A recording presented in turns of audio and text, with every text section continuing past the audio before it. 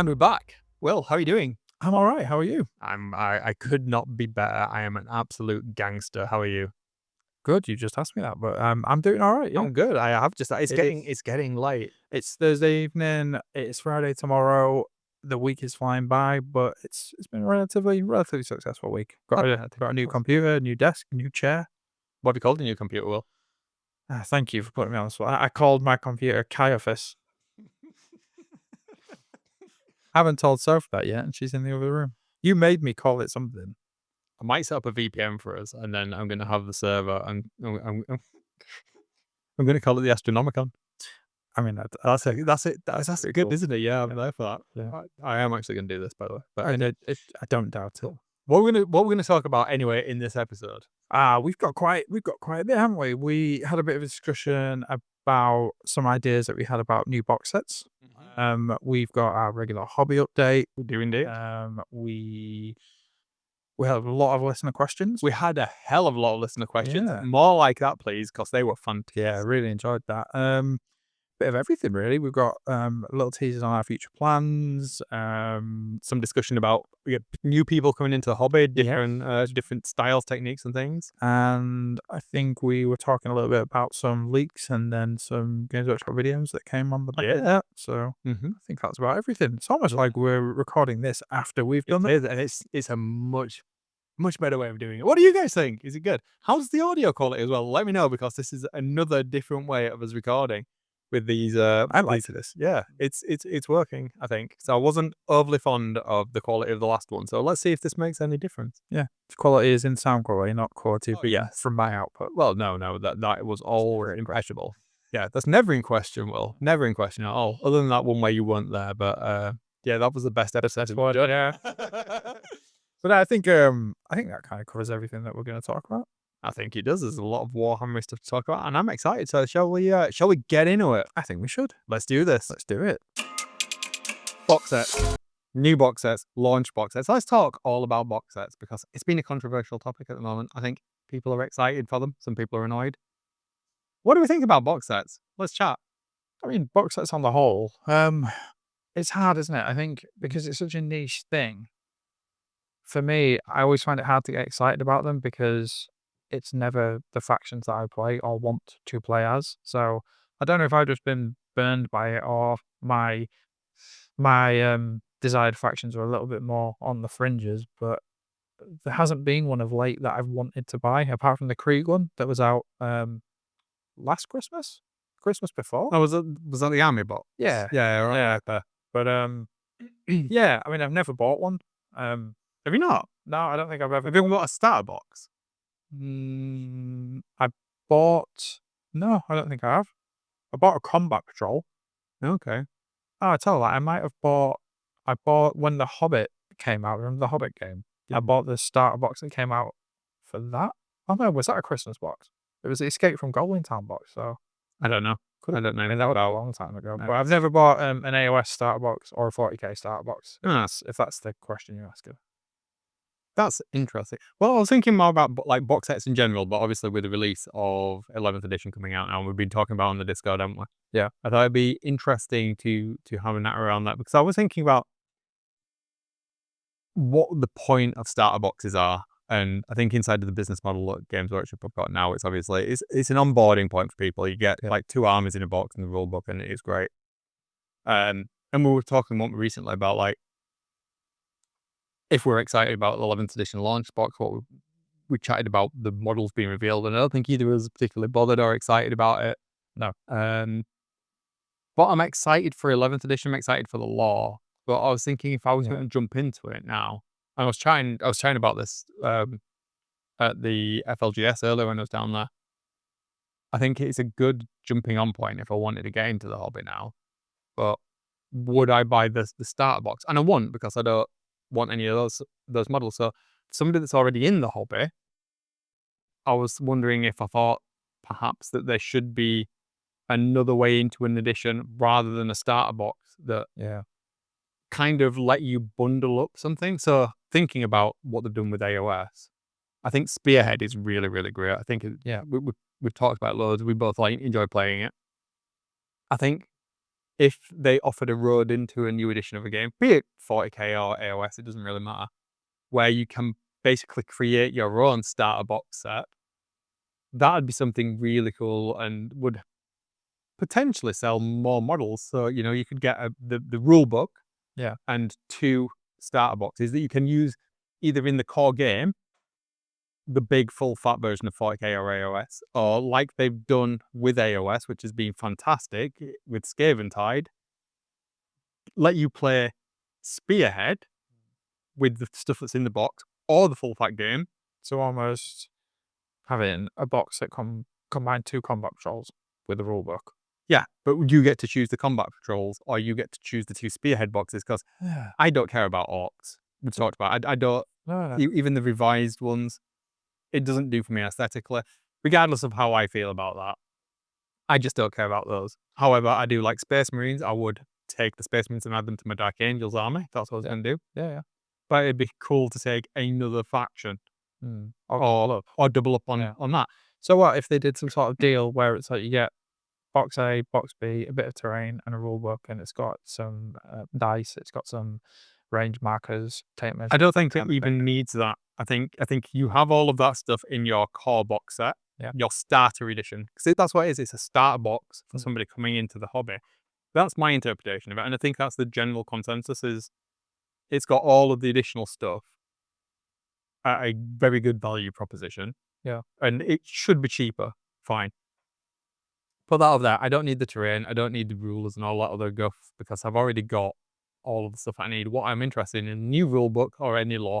But I want the same books as I would get if I wanted the box set as somebody that collects that stuff. I want that. I don't want to miss out on it, but I don't want to have to buy the models that I'm not interested in to get those or to pay more on the aftermarket, whatever. Yeah.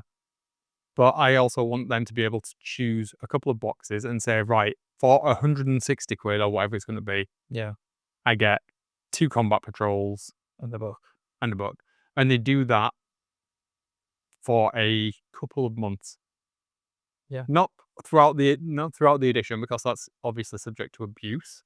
Yeah, that's for the first perhaps 2 months of an edition. So if you were an existing player, and you maybe wanted to pick up the new Marines and the new Orcs, and the rule book, but if you were going to do that, then it'd still be cheaper to buy the start. True. Okay. Yeah. No, I'm just trying to think of how this would fit in. So if you were an existing player and you just wanted, okay. So look at it like this. So to get those new models, they would still be only in the, unless they released the combat patrols at the same time, which they wouldn't do. No.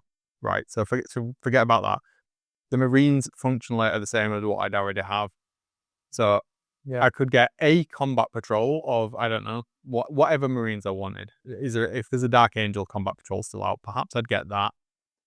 And I don't know, for argument's sake, let's say Tau. Yeah. For whatever reason, I was one Tau. That and the rule books, nothing else, and that would cost me £160 if I bought it within X number of days, X number of weeks. Let's say 6 weeks after the launch, to give people time to save up for that, whatever. Because if you're already in that game, you're already in that ecosystem. You want the rules because you're going to be playing the game possibly competitively. But you might not care about vanilla Marines or Orcs. Yeah, so you don't want to add them to your army. You'll get them later on when they come out, but you're going to take the opportunity to either try 2 new factions in the new edition of the game, and then you've got that possibility. You're picking up the books, so you're getting everything at a discount, so they're still making sales.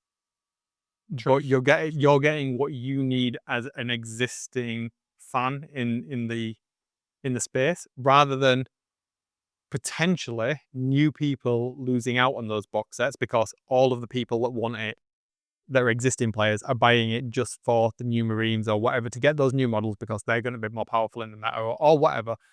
So those new people that box is being made for are sometimes getting missed out. We see it all the time with Kill Team.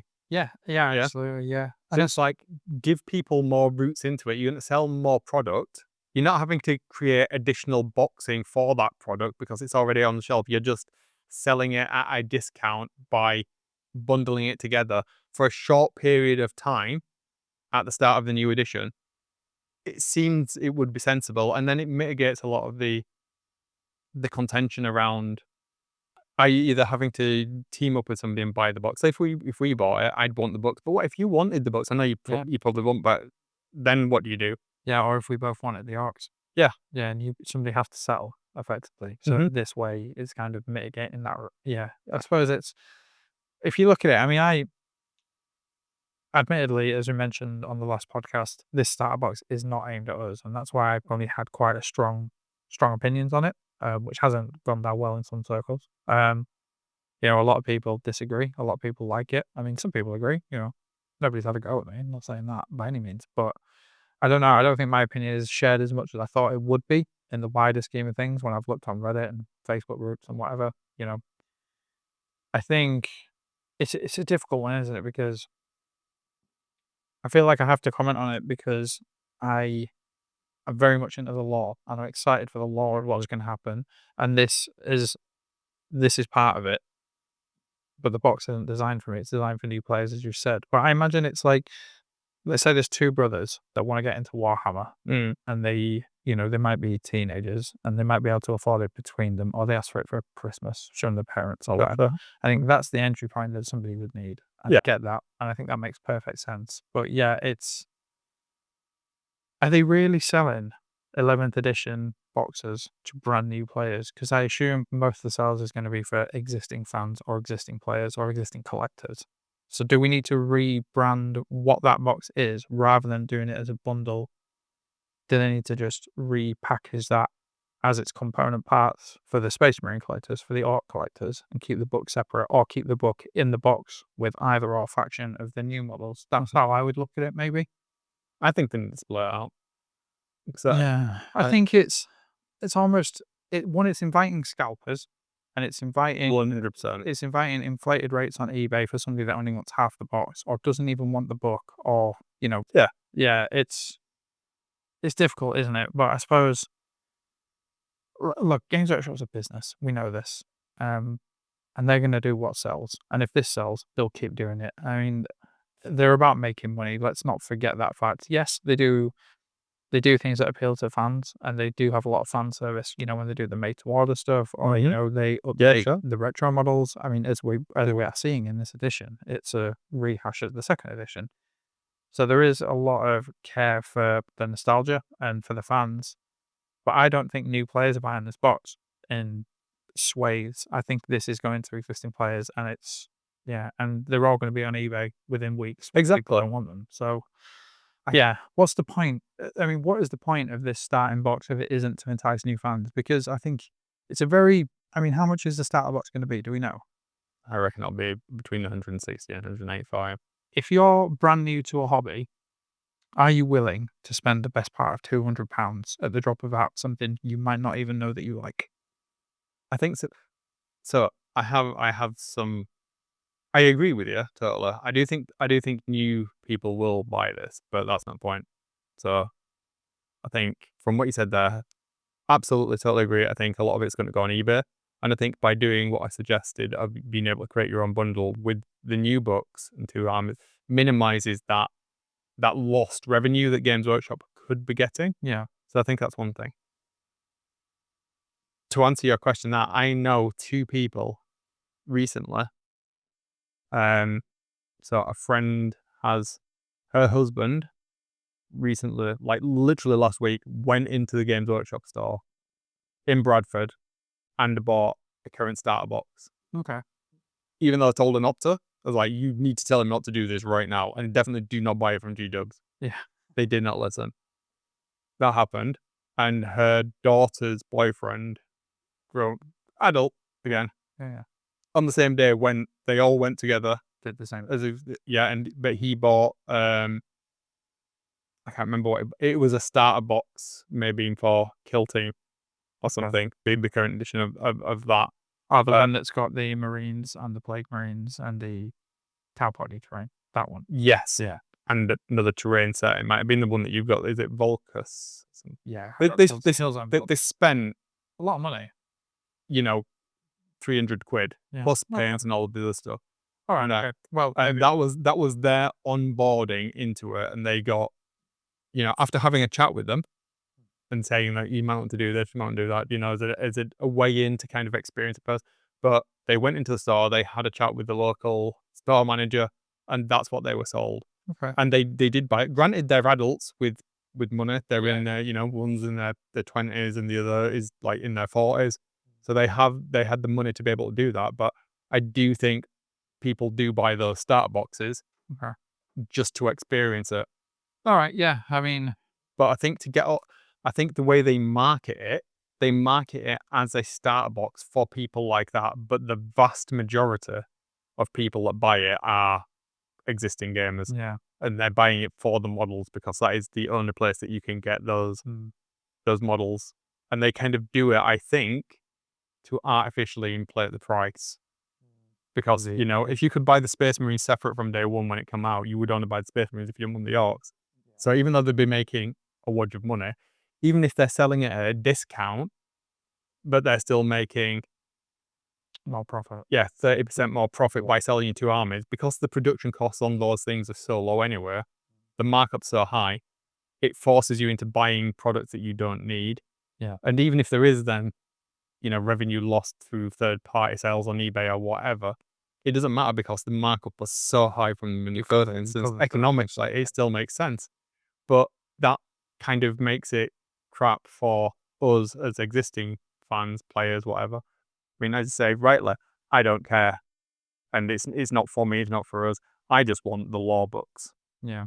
And the rule book for my collection. Even though I'm not going to play the game, I want it on my shelf. So I just want to be able to buy those things specifically from Games Workshop. I would rather give them the money than have to buy them on eBay. Even if it's cheaper, I want it on day one. Yeah. To be able to go in, to be able to enjoy it and have that excitement with everybody else without having to then worry about shifting bits of plastic that I don't need. Yeah. Yeah. Because it's more effort, isn't it, to go on eBay to sell those Orcs or whatever. And you never know if, a corner's going to be dented or if it's going to get damaged in the post or whatever. Yeah, exactly. You never know.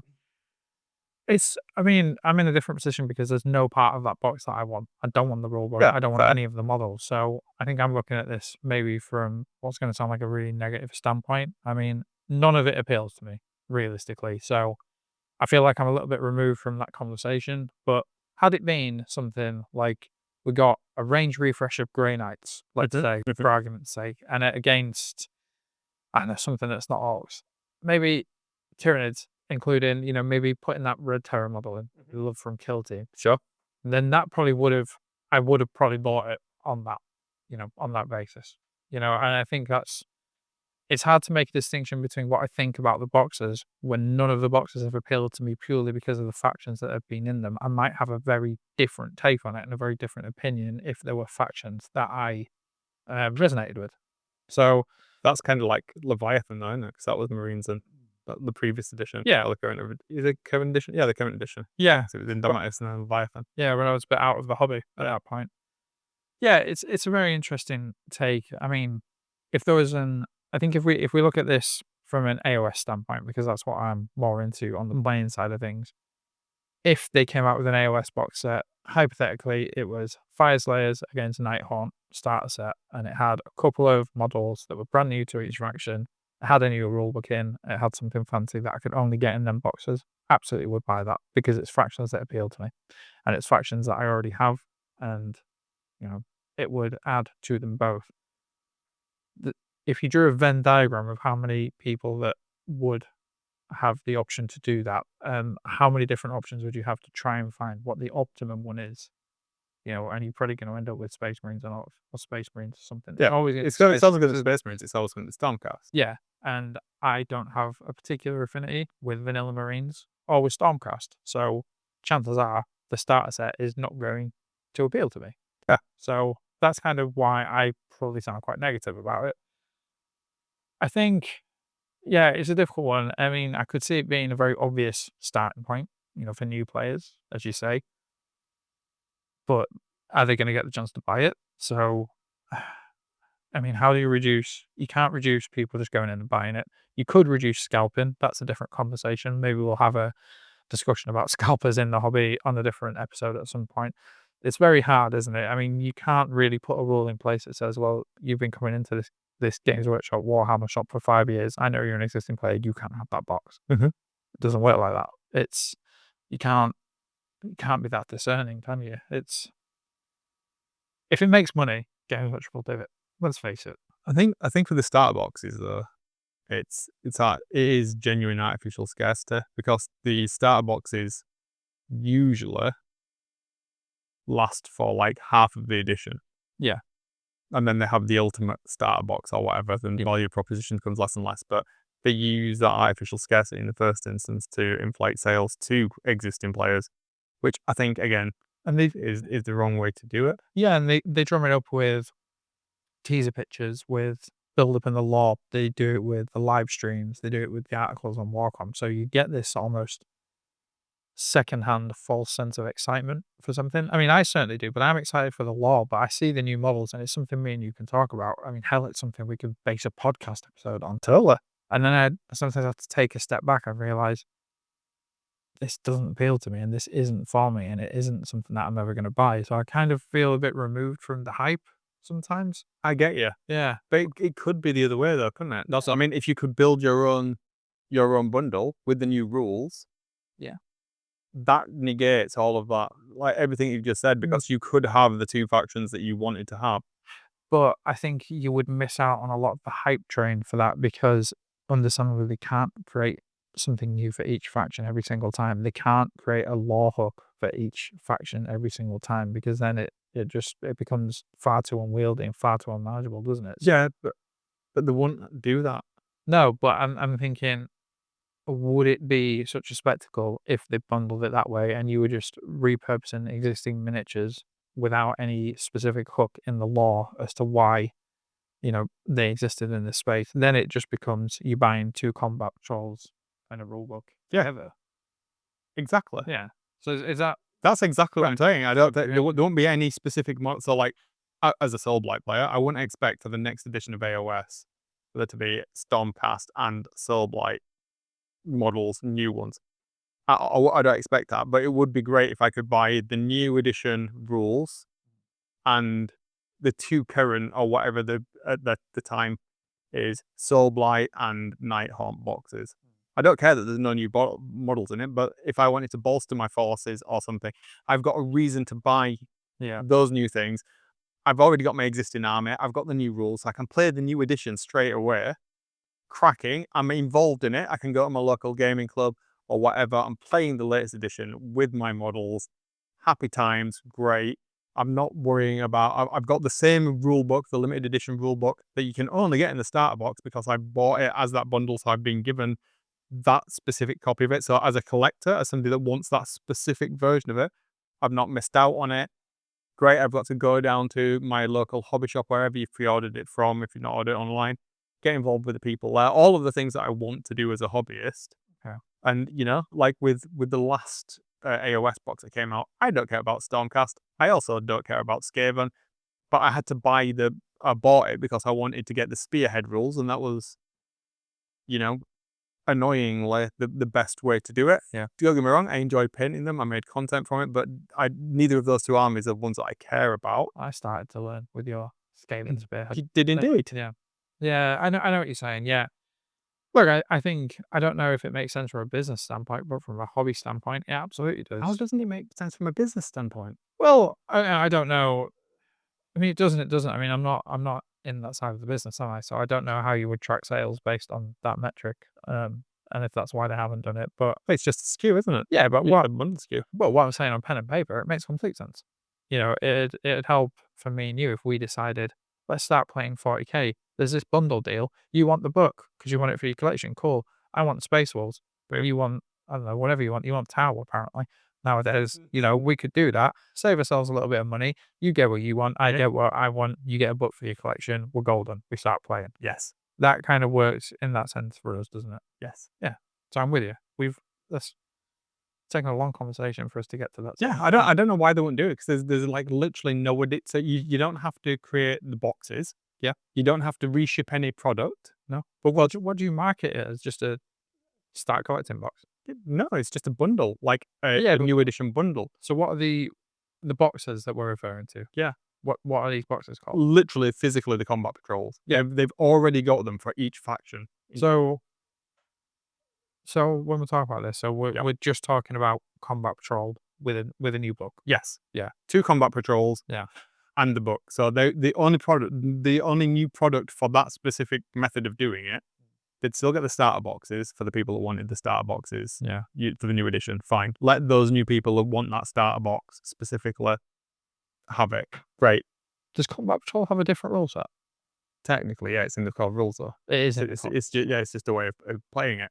So you get all of the utility that we got with AOS, being able to play Spearhead, that came packaged with the Spearhead book, which they then very, very shrewdly and very correctly separated out into a separate physical book. Yeah. Do that. Fine. Brilliant. So you would get the core rule book or the 2 books, 3 books, whatever, coming in the new edition, 11th edition. Yeah, we would get a nice, I don't know, shrink-wrapped collection of those 3 books. We go into Murfield Miniatures. Mark's like, "Hi guys, how you doing?" We're like, "Oh, I want 11th edition Green. What? Yeah, sure, lads. What do you want? We want the bundles. All right, which boxes do you want? Like Space Wolf, Tau, the box of books back. Boom. There's your 160 quid or whatever it's going to be. See you later, Mark. Jobs are good, and we come home. We crack out of whatever. We've got everything we need. Okay, but flaw in this plan that I've just thought of. We go down to the shop. We've got this idea in our head. Yeah, we got a mark, and this is what we want. He says, "Sorry, lads, sold out Space Marines. We're not getting any more for 2 months." One of us is left empty-handed. The other one has nobody to play with, or has to settle for a faction that he's not that bothered about. Nah, man, because you've already got your Space Marines, haven't you? You're just using it to bolster your forces. It doesn't matter. It's like in this scenario, let's roleplay. Can get all of it. I'm not going to get any deliveries for the next 6 weeks, whatever. Keep your box to the side. No worries. Cool. Or you can choose another box. It doesn't matter because we're still getting the rules. So long as they get enough rule books in, Yeah. it doesn't matter because you're not going to paint those models right now, are you? You're not going to need them. Then you would. Well, yeah, I would perhaps, but because I really want to play Tau, honest. But you're not going to do that. The important part of it is the new rules. You're conflating the utility of having additional models with what the important part is, which is the rules to play the game. You've already got the models, the terrain, the dice, the tape measures. That's all done. You've come home. Hypothetically, you've already painted your army from the last edition that we've been playing. We just want to play 11th edition. We've just happened to use the launch event to take advantage of bundling it together, because effectively, if you don't want Space Marines and you don't want Orcs, you're getting left out of heavy discounts. You're being penalized as a current player, much in the same way as you want to get a new broadband deal. You get penalized as somebody that already has a connection. You can't get that new customer starter deal. Why shouldn't it work like that? Well, we've run into a different discussion about consumerism and how this retention of customers works. Yeah, we have, but part of the problem with Games Workshop, and not problem, because I'm not being negative about Games Workshop. I want to give them more money. I want them to continue to make a profit and continue to put out more models. You want to have more control about what it is that you're receiving. And I don't necessarily want to buy it to third-party scalpers or people selling it on eBay or breaking boxes or paying. I want to give the money to my FLGS. I want to support them. I want to buy more product from them.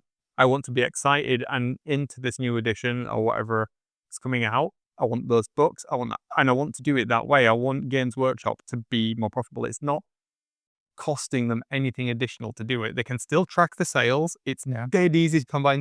There's nothing here you can't do with the systems that they've currently got, the marketing model they've currently got, and the P's, us as existing players, users, consumers, whatever you call it, and welcome new people in, whilst making sure there is enough product out there on the shelf to make sure everybody's satisfied, but all of the people are satisfied. In fact, I would hazard a guess that, as I think I touched on earlier, this will probably lead to people collecting more armies, thus then longer term selling more product. If I bought that Space Wolves and Tau box set, even though it's hypothetical, what if I really liked Tau? I mean, I could be playing Combat Patrol and suddenly I want a full-on Tau army. That's then something that I want to a Spearhead for me. Yeah, exactly. Why? Okay. So everything you said makes sense, and I get it, and I agree with the points that you're making. Why do you think they haven't done it on something similar? Surely somebody there must have thought of this as a proposition, and somebody probably just went, "Nah, we don't need to." Why would that be? I don't know. I don't get. It seems like they would be missing a trick if it is, as black and white as it could be. I can't see any negatives of having a more sensible way of packaging it. I don't see any benefits from having fixed faction starter boxes, because another counterpoint to this could be, right. Let's use Soph. She's in the other room as an example here, right? Perhaps Soph wants to get into 40k, yeah. I wish. And the new box comes out and it's Space Marine versus Orcs. That just doesn't appeal to everybody. Yeah. Yeah, but if it was perhaps you could pick two factions that Soph might be into, then again, even if they didn't want to get that pre-boxed starter box that had everything in one box, ready for you to go, it still allows Soph to like go into the store or have a chat with you. Pick one that you like look at, because that is such an important part of the hobby, isn't it? It's massive part. It's huge. You have big ramifications when you first walk in, and you think, "This is what appeals to me," and it might be it's the color of their armor, or it's these guys' body shape, or it's the style of the armor, or I like the vehicle. It could be whatever, but that could really define your hobby progress for the next X amount of years. Yeah. And it could be the benchmark that you have and carry on. Everybody remembers the first thing they bought, right? I do. I'm assuming you do. And that is always a good nostalgic feel. But for me, it's never been a starter box. And I think that's why I'm coming across quite negative about this. I remember the first box of Space Marines I bought. I remember the first blister pack Space Marine that I bought. I remember the first blister pack Chaos Marine I bought. I remember my first Warhammer Fantasy box set when they were still in them cardboard boxes that I really loved the design of, and I wish they'd bring them back, where they lifted the lid off. Yes. Yeah, I really like it. But yeah, it's a very good point. And I think giving somebody the ability of choice, one, it could mean that you could lower the price of the starter box, so it's an even easier entry point in for people that aren't in the hobby, because you're recouping the cost by selling more of the books and selling more, let's call them combat patrol boxes, to the existing customers. It's a win-win for everybody. If you bundle this together, you get a discount. As you get new players, it's even easier to get into it, because instead of it being £180, let's say it's £150. I don't know what the figures would be. It's a win-win for everybody. Agreed. Why aren't they doing it then? The only reason I can think, and this is only occurred to me while I've been chatting now, is both with Stormcast and with Space Marines, you want to expose people to those specific factions. Why don't you expose people to those factions? Because they're the ones that have the largest ranges, and those are the ones that are the poster child, and everybody gets pushed towards it. All of the painting tutorials mostly start with how to paint a Space Marine, whatever. Yeah. I would argue that is a bad way to do it, because I think that a lot of people dislike painting because they get pushed down the Games Workshop painting method, and like hedge highlighting becomes like triumvirate. this awful thing that people don't want to do, because they want to match that box art. They're taught that style, and Islanders and things like you don't want to do that to 100 Marines. So I think, but I do feel that that's probably the easiest range to go into a Games Workshop store, Warhammer store these days, and it's like 80% either Imperial Guard or Space Marines, but they're never not going to put a Space Marine in the starter box. No, I mean, if you go Warhammer World, you see a statue of the Space Marine. You say Warhammer, you think Space Marines. So that's the only reason why I can't think. But again, that comes back down to the point of who is each one of those offerings targeted as. If it's a starter box for somebody completely fresh into the hobby, fine. I don't care. Yeah. There's no excuse not to then do it for existing players, because you've already got them. And I know Games Workshop don't, from what we've heard that's been put out there into public, don't really care about people like us. No. And that's fine. We're buying less and less and less over time. Yeah, and you're still but that's fine. They know we ain't going anywhere, because even if we hate them as a company, I genuinely don't. No, I don't. Games Workshop. I don't. It sounds like I'm being negative. I'm not. I just want more I diversity. mean, look, we're two tiny Yorkshire folk. We just don't like parting with cash more than who we're paying it to. I don't have a problem with. I hate parting with cash, but I bought I like literally just today picked up the new Yarrick book. That's cost me like 36 quid, and I bought 4 Space Marine codexes because I want to own them all. Look, I mean, It's like, I give them money. I don't have a problem with the company. I really don't. And yeah, I might grumble about the price of things, but at the end of the day, it's a choice that I've made.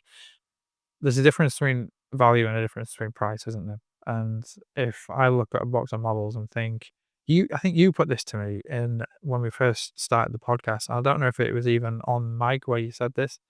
If you take the time, like how long is it going to take me to build this box of models, and then how long is it going to take me to paint them, base them, and then I've got exponential time to play with these. Mm-hmm. That's the value proposition, because it might be an outlay upfront of X amount of pounds. Yeah.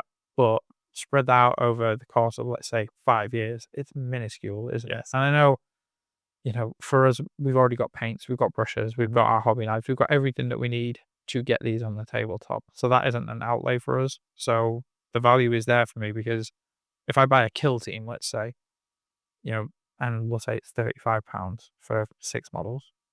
Seems like a lot of money when you boil it down to each model costs X pounds. I'm really bad at maths. I'm not going to work that out. But how many hours does it take me to paint a kill team? And yes, there's a punchline there somewhere. But that's hours I'm enjoying that I'm setting aside to do it, and what other hobby do I have that I sit and spend that amount of time on? And then does it give me the opportunity to come back and sit with you and have this interaction where I can sit across the table and play games with this? And that could be one game, it could be a campaign that we make, and it could lead me into more models from that range. It could lead me into then buying a book around some more of the Space Walls. That's how I look at it. Yeah. It's value over price, right? What 100%. So yeah, I mean, I'm quite happy. I've decided that I'm happy to spend my money on Warhammer. And yes, I might complain at the cost when they rise, and cost of living is going up for everything at the moment. And it is harder and harder to justify our own hobbies sometimes. But with the disposable income that we have, we choose what to spend it on. And if it means I have to wait another month to buy Xbox or Warhammer, I'm happy to do that. And it's more of a reward at the end of the day. Mm-hmm. So what am I trying to say, Wayne? That's a good question. I'm glad you asked. I don't know. I think I'm not company. See what I did there. I did indeed. I know that greatly. Yeah, I mean, I might grumble about Games Workshop on the whole, but that's just because I'm a grumpy old man from Yorkshire. I love how much content they put out. I love how much they grip me with the lore. I love how much excitement I get about doing this podcast with you, about getting a fresh box of models, about just starting something new and getting excited. And this is going to sound really trite, but how do you put a price on that? You know what I mean? It's a good point. Yeah. I think as well is I'm trying to convince myself to spend more money, not less money. So I think another thing for me is as well the new 11th editions down the road. If they did hypothetically, if we could have this model that we've just talked about of getting the book and a couple of boxes, I have no reason at the moment to buy Custodes. No. But I want to paint some Custodes. Yeah, and it's like I can't warrant buying another combat patrol or anything. I don't need that in my life. I've got a absolute swathe of stuff to carry on painting. However, Want and need are two different things, aren't they? it 100% is, mate. And in my head, if I can get that 20% cheaper than I would be able to get in 6 months' time when I might have time to paint the Custodes, I'm getting me those new books that I want right now, and I'm getting me a box of Custodes, and I'm getting me a box of Sisters, because for some reason, all of a sudden, I've become interested in Sisters, and I just want to paint some Sisters. Yeah, I mean, look at it this way. I mean, I could do that next month. Why let me do that? Why have I got 5 kill teams? Never played a game of kill team in my life. I don't know. I mean, I know we are planning on, but I get excited with the prospect of kill team is a really good entry point, because it's like, oh, cool, I get to buy 1 box of models. I've already got the terrain. I've got the rulebook. I've bought them separately. I've got somebody that I'm going to play the game with. But then before we've even started, I've decided I actually like the look of this kill team. And that's how I've ended up with multiple kill teams. And I mean, earlier I had one more. I mean, it was only early. I walked in and we were splitting a box. I did. sorry, yeah, we were talking about splitting the what's it called? Terror on Devlin, and then we decided against it because we are sensible. not tight yacht for him. Bit of both. We don't need it. Let's not go back to that conversation. I don't know. I'm thinking. Well, I know. Let's stop it. But I mean, look, I've got my converted Katakin kill team. Yep. Turns out I'm probably not going to play with them. I've got my Krieg kill team, of which I bought 2 boxes to make every single variant that I could. So that was an unnecessary purchase, right? 100% was. I cobbled together a Space Marine one from bits that I had. So that was kind of stuff that I'd already bought and paid for, effectively. We'll call that a free one, even though it's not. I've since bought the Space Wolves one, from the Dead Silence box, the Wall Scouts one. And I'm sure I've got another one. Does that make 5 or 6? I'm not even sure. I've lost count. I don't know. You got the Gaunt's Ghost that you were going to convert into a kill team, weren't you? Yeah, but I never got that far because I couldn't bring myself to chop them up. But then I thought with the Terror of Devlin box, they look like they could be Gaunt's Ghost and I could have a mix. That's why we were thinking about that. And you really like the Red Terror. Yeah. So, there's a lot there. I mean, I'm still waiting for you to finish, Ben. I'm good with my kill team for this endeavor is done. Mine's really done. I'm excited. But then you paint your terrain. Yeah. I mean, we can use my terrain. I mean, but I know we've also got terrain at your house. Yeah, which means we can have a game of yours, game of mine, game of yours, game of mine. But we don't have Night Lords games at mine. Night Lords is the other kill team I have. Oh, do you have it? Yeah. Nemesis Claw? Yeah. I didn't know. Oh, no, I did know you had it. Yeah, I did know. From Christmas.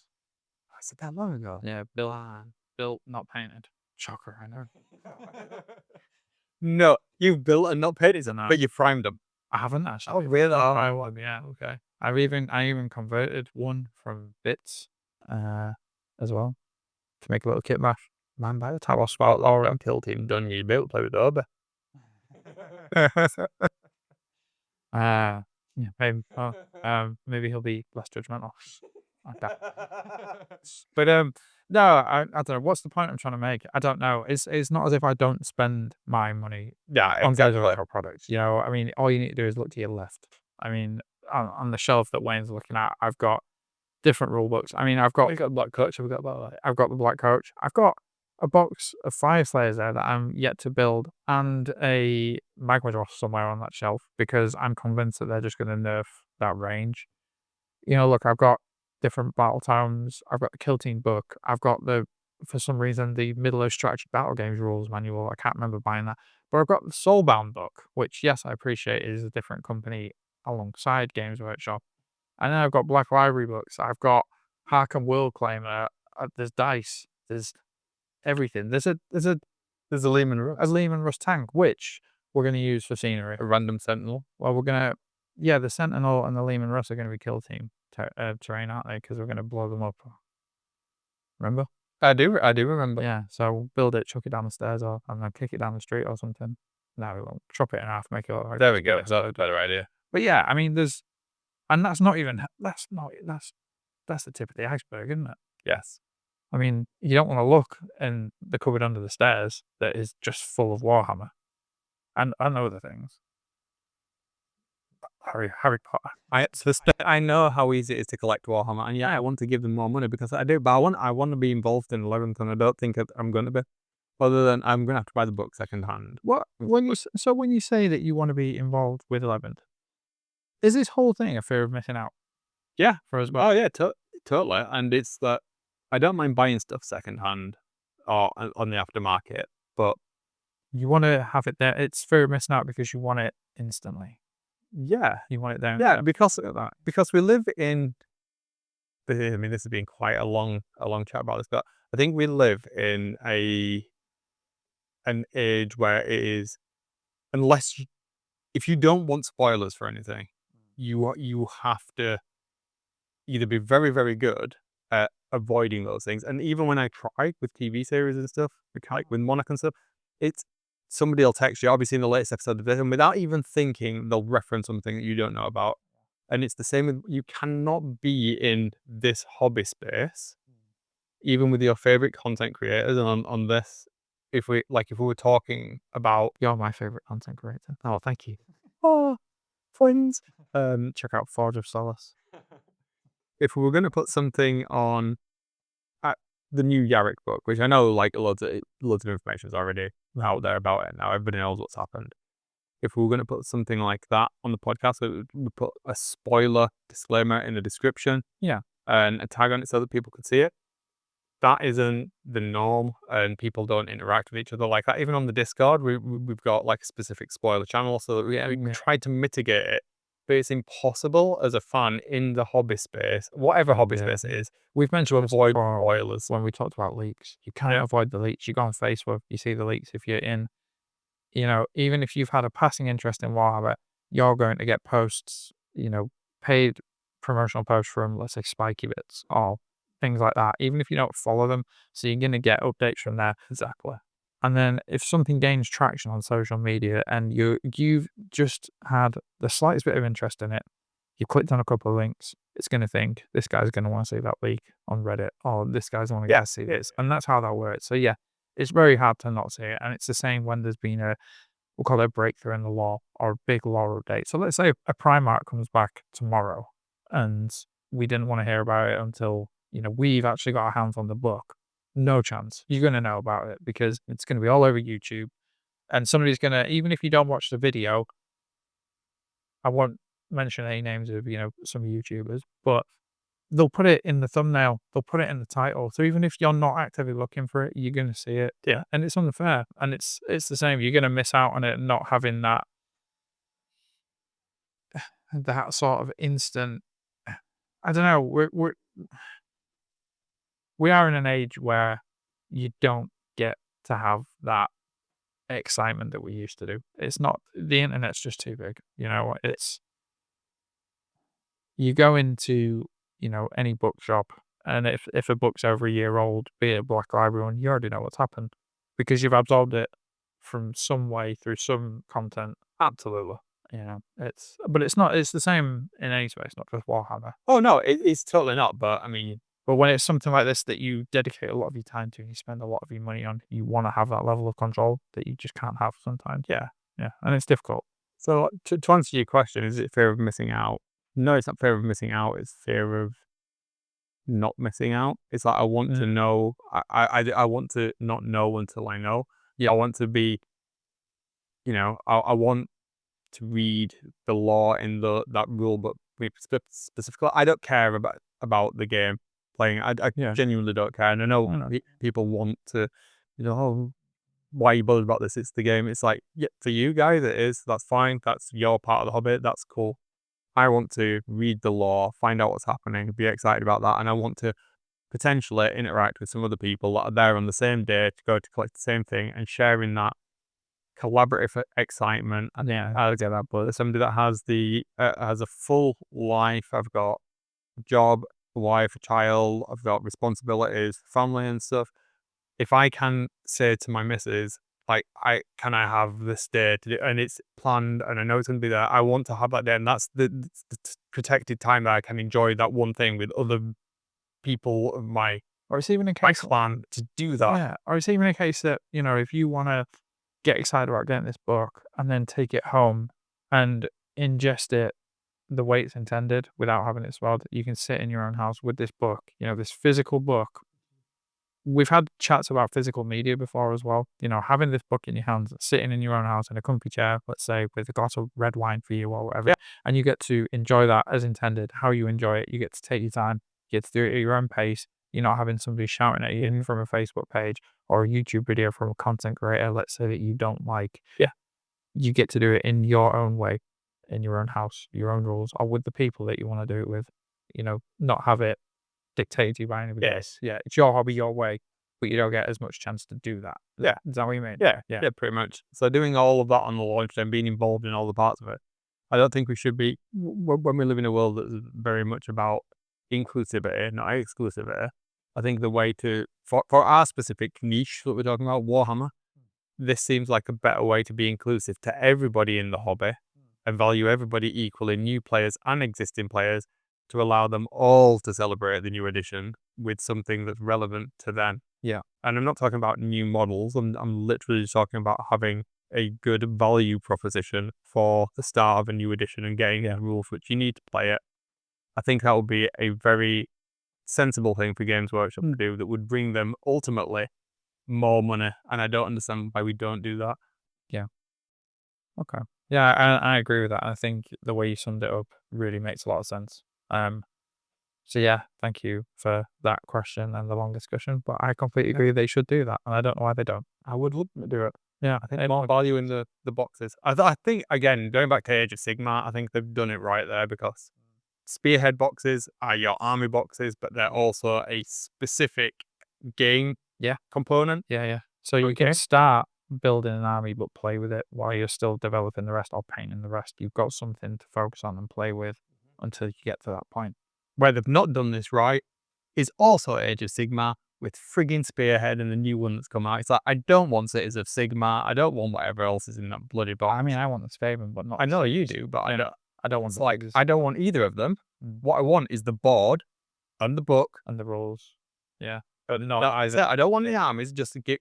You've sold me the freaking boxes. I've already got the other two. I got the rapey sand and bone one that was absurdly expensive for 2 bloody pages of rules. Yeah. But I've got the board. Even give me that again. Give that to me. That's what I want. I don't want Cities of freaking Sigmar and rats.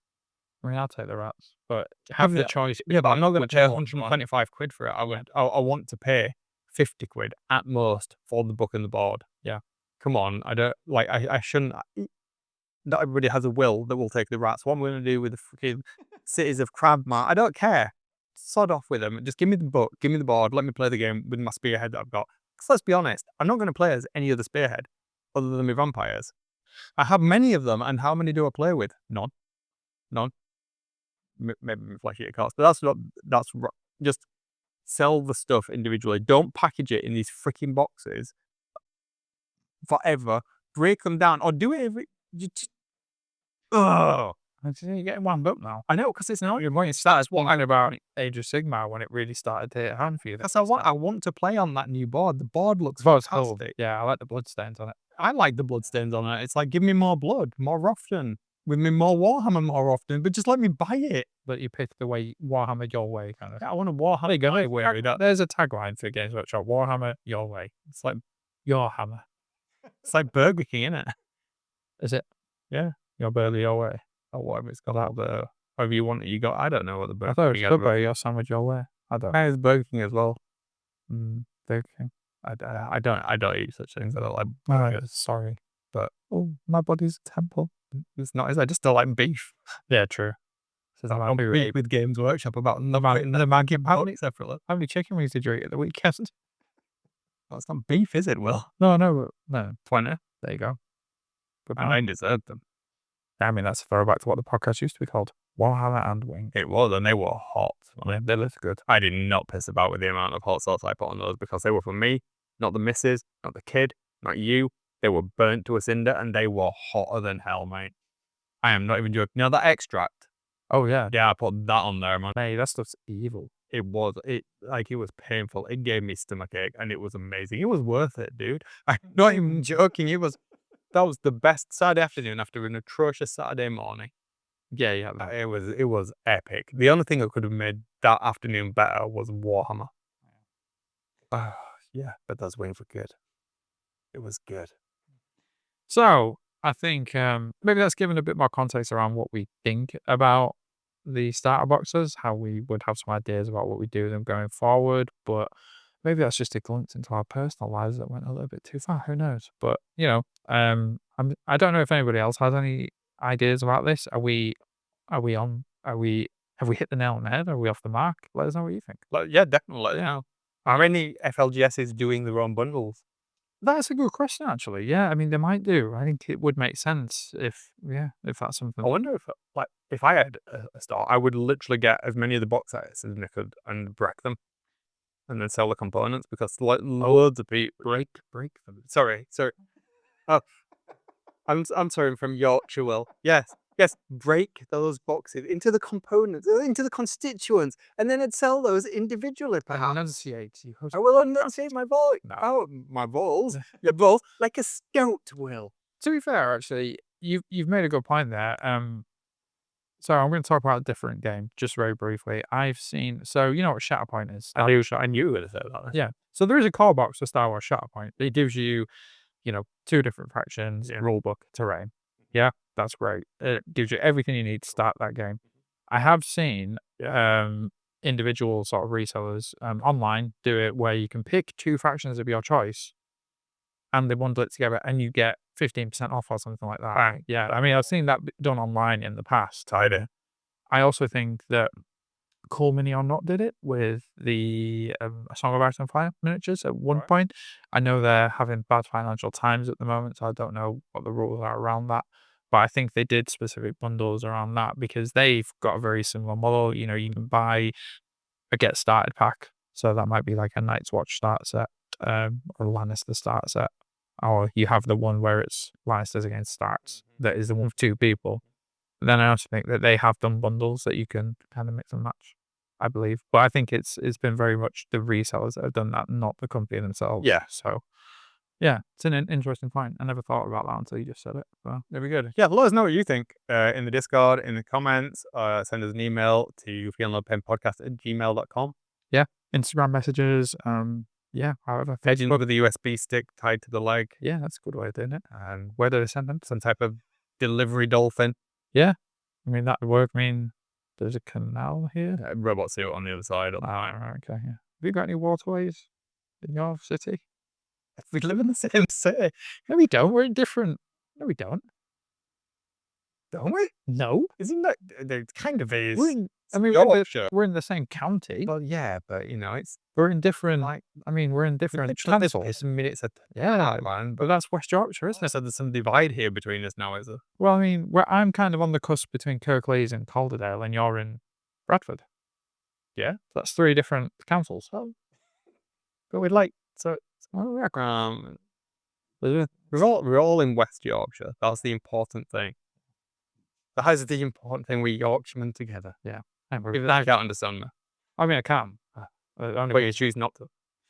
Only because I've been around you for so long. But no, I think, yeah, we digressed there. But yeah, interesting chat. I mean, we didn't know we were going to sort of record this. We were actually playing the game and we just had something to eat and you came up with this idea. So we stuck the microphones on and decided to have a gas. So yeah, I think that's good that we're able to do that now with the way that we're setting up the recordings. It's weird. Exciting time. Good one. Let us know. Right. Next segment. Next segment. You hate painting, do you? No. Terrain. No, I actually quite like painting terrain. I just don't. Why none of your terrain painted? All right, I'll rephrase that. I used to really like painting terrain. I just haven't done it Okay. for a very long time. I used to really enjoy painting terrain. But you're going to have to get on it soon because we're going to need some terrain for Kill Team. Yeah, we are. I mean, I have some, but why should I bring it when you've got a bunch of unpainted here? I mean, it's not going to be a difficult paint, is it? The Killzone Volcus. It's easy for you to say. Yeah. It is. It is. To be fair, if we wanted to now, apparently you can buy pre-painted terrain from Games Workshop. It's leaked. They've answered the leaks. They put out the trailer, didn't they? I didn't see it. Have you not seen it? No. It's in the trailer. Oh, right. Okay. So you have literally no idea what I'm talking about. Oh, okay. Perhaps we should have discussed this one before. So, How did this get leaked? people on the internet. Yeah. So somebody somewhere leaked it. It got put out. Games Workshop have like really kind of, they put out an official reply to it in the form of a video reveal of the pre-painted terrain. Oh, I did see that they had put out video, but I've just been so busy this week. Was it this week? Yeah. Yeah. That'd be why I haven't had a I chance to. think I was not yesterday, the day before. So a couple of days ago. Oh, yeah, that'd be why. Yeah, I've just been busy. Okay. Yeah, I'll check that out. It looks all right. I'm not sure if they're doing it for AOS as well, but 40k wise, it looks all right, dude. Yep. You know, if you're not into painting terrain, this could be viable. I'm guessing it's going to cost a wodge of money. How is it? I know this is going to sound like a really daft question, Mhm. and I know you'll have only seen it from behind the screen. How? What is it? Colored plastic or? So there's I don't know. They've not revealed what it is in the video. It was like very much a teaser thing where they showed some of the bits and pieces and all of that. But I'm guessing it is either printed, because you can do multicolor photochromatic resin printing now at an industrial scale where we do some of our work. Oh, okay. So I'm guessing it's either going to be that or it'll be thermal transfer. So you see that on a lot of the higher end action figures these days. Okay. We've got thermal transfers on the faces. So it kind of, like hydro dipping, not hydro dipping is? Yeah. Yeah, so it's kind of like that, but with more accuracy, so you can overlay it on top of something. So So if that's the case, it will be expensive. yeah, but economies of scale, isn't it? And I suppose, I guess it depends on how much you're willing to pay for the convenience of having it painted, but also, and I think this is what's going to sell it to a lot of people, having it look nice. Because people tend to hate painting terrain for whatever reason. I don't personally understand why people hate it, but I really enjoy painting terrain. There have been times when I've painted way too much of it, like with Warcry, and I hated it. But for the most part, it's a one and done. It carries through your editions of the game and whatever. So, but yeah, if you don't want to do that at all, we're going to be able to buy it soon. What do you think about it? I mean, I think it's a good idea for, like you say, for people that don't want to paint the terrain. If people are more Well, bothered about just painting the minis and looking to, just get into a game really quickly without having to, to sort that out, then yeah, I'm all for it. I don't think I'll be in a rush to get it personally. nah. Um, but no, I mean, it's a cool addition. It's nice to see that things are moving forward a little bit. Yeah, I'm in two minds about it, to be honest, dude. Yeah, Yeah, I mean, I know you can buy like a lot of third party terrain, and you yeah, can get some of the printed on MDF stuff now. Because we saw, I mean, we kind of saw them moving towards it, didn't we, with the Kill Team starter set that came with the MDF terrain with the yeah. printed on it. This looks significantly better than that. I mean, it's night and day, but part of me thinks this is taking something away from the Hobbit. I know it's giving people choice, it's giving us options. So in that respect, it's always good, isn't it? Because like I said, some people might just want to play it as a game and not be bothered with that. But is this the first step, perhaps, to us seeing buy your bit Don't say it. pre-painted? Yeah, I was thinking that just before you said it, and I don't like that idea for me. Mm, I think the physical hobby is a big part of it. It's not just about the playing for me. yeah, It's about that feeling of satisfaction when you see a job well done and you've finished it from start to finish. You've built it, you've painted yeah, yeah. it. It's a lot of satisfaction there for me. I mean, feel free to make a joke about me never finishing anything, but no, it's if there's an economy for it and that they can tap into, they might as well do it. And if it makes people, people that might not, be able to paint, you might get people that, Yeah, true, maybe with true. really poor eyesight or maybe, with some sort of disability that physically can't do it, then it opens up the hobby to them a little bit more. It True. becomes a, Yeah, that's a valid point. Actually, I hadn't considered that. That is a good point. or even for really young kids, if they want to play with their dad or something, Get good. get good. Get good. Yeah. Pick up a brush and try. Yeah, it's like, Yeah. I'm not saying that I don't think there's a place for it by any means. Not for me and for my hobby. yeah, totally. But I don't have a problem with it as long as it doesn't become the norm and it replaces, which I don't think it ever will.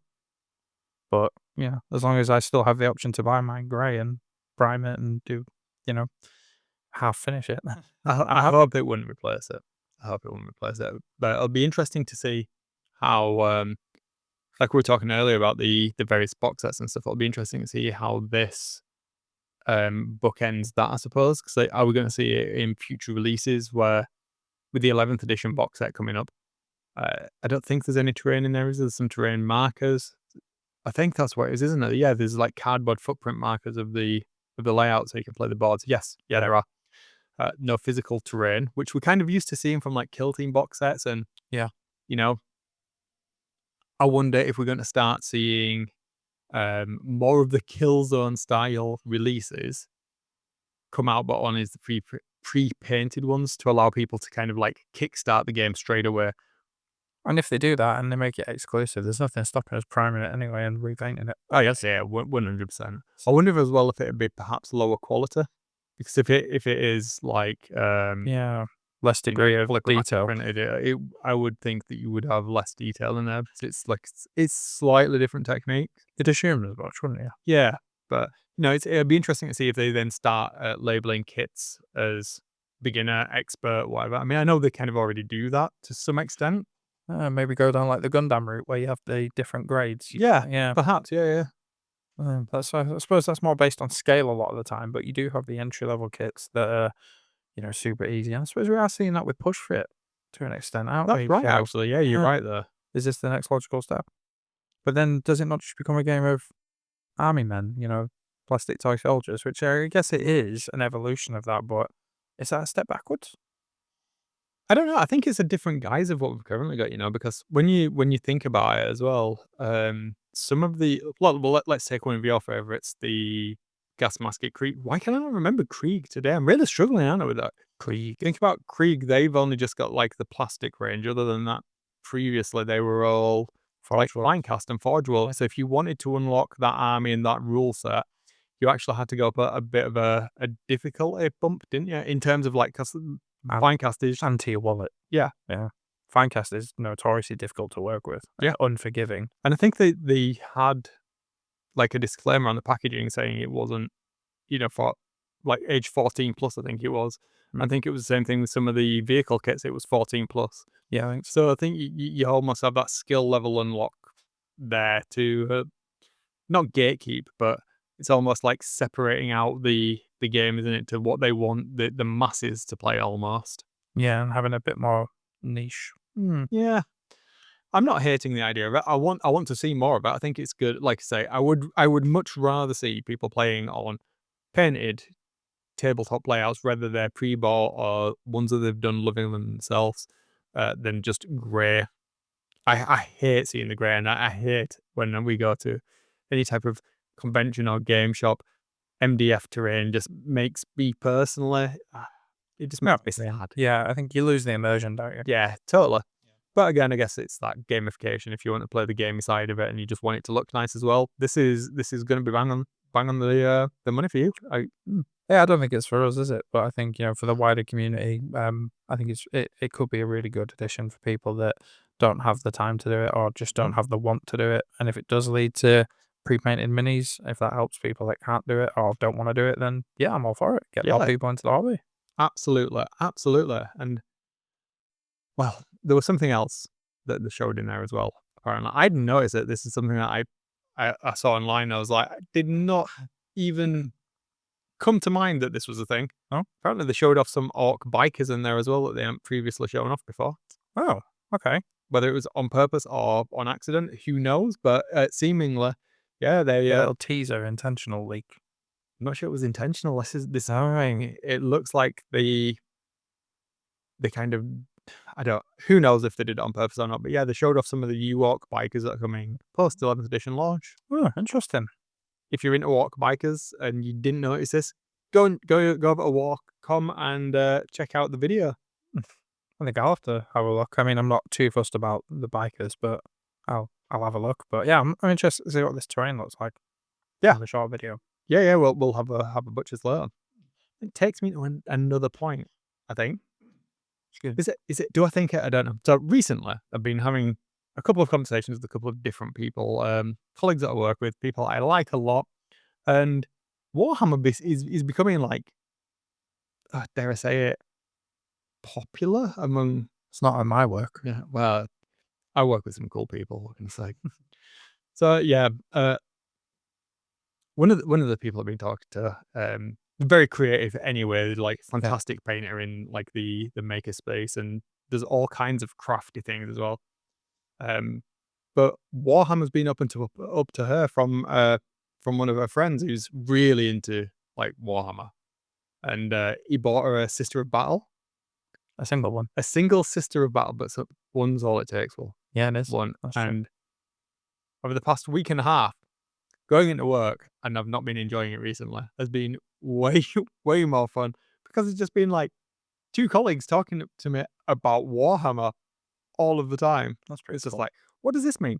I'm getting asked like really interesting lore questions. So they've gone from one miniature that she's painting in a very interesting manner. It's very, very pink and purple, which is very on brand for her. She does some really kitschy kind of stuff. I'll put a link down in the description to her Instagram and things, and people can check out her wares and such. But it's ace to see not just new people getting into the hobby from like just a tangential interest of another friend, but then bringing a different art style in and putting her own inflection on it, but still being interested in the actual narrative lore, even though that's not how the visual presentation that she wants to go with. Yeah.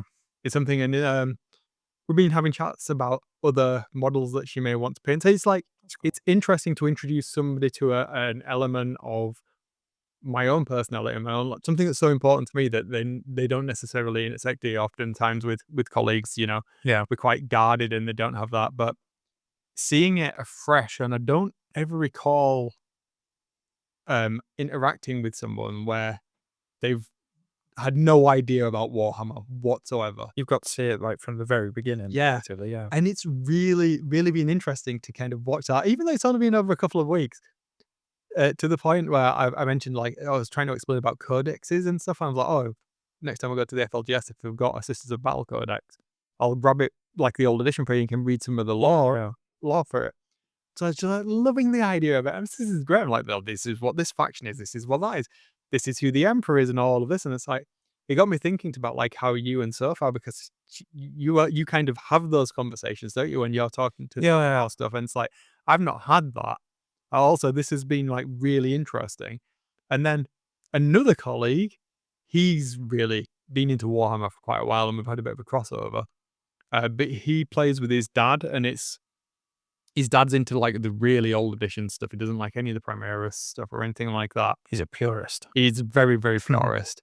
And even though this other chap is more into the modernist stuff, he doesn't know anything about the law. So we've had some really interesting conversations again about the law. I've tried to kind of push them both a little bit down the route of AOS. Well, I've kind of talked to you about AOS. Have you considered? Have you told them that there is a podcast they can listen to where we discuss things? Funnily enough, I have done, and I will be reiterating the fact of like, just listen, you never know. You might learn something that you were going to ask anyway.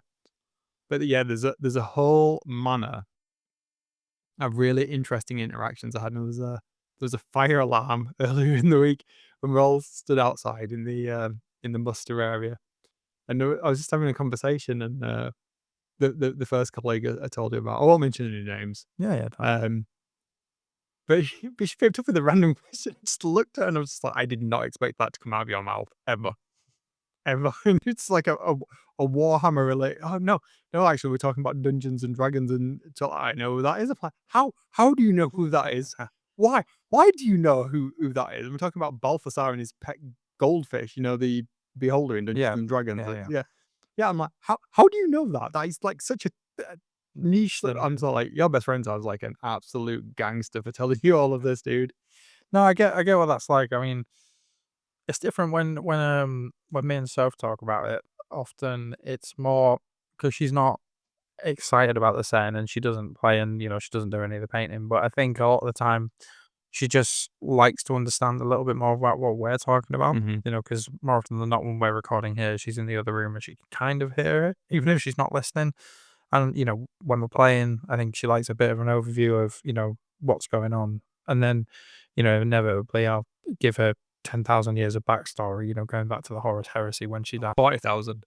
Well, when she's, she asked me something like, why are these guys red with blood angels? And then I go, well, it all started, it's that kind of thing. So I think that's more just from a wanting to understand a little bit more about what gets me excited when I'm talking to you, and, to have a bit more backstory there rather than the physical side of it. But yeah, I think I haven't met anybody in the wild as such for quite a long time that, to get that fresh perspective on Warhammer from. And so I bet it's quite rewarding and exciting for you as well. It is. Well, I have another one as well, funnily enough. So last week when we were hanging out, I got a message from another friend randomly. And I'm bragging about having so many friends. I'm not joking. It's somebody who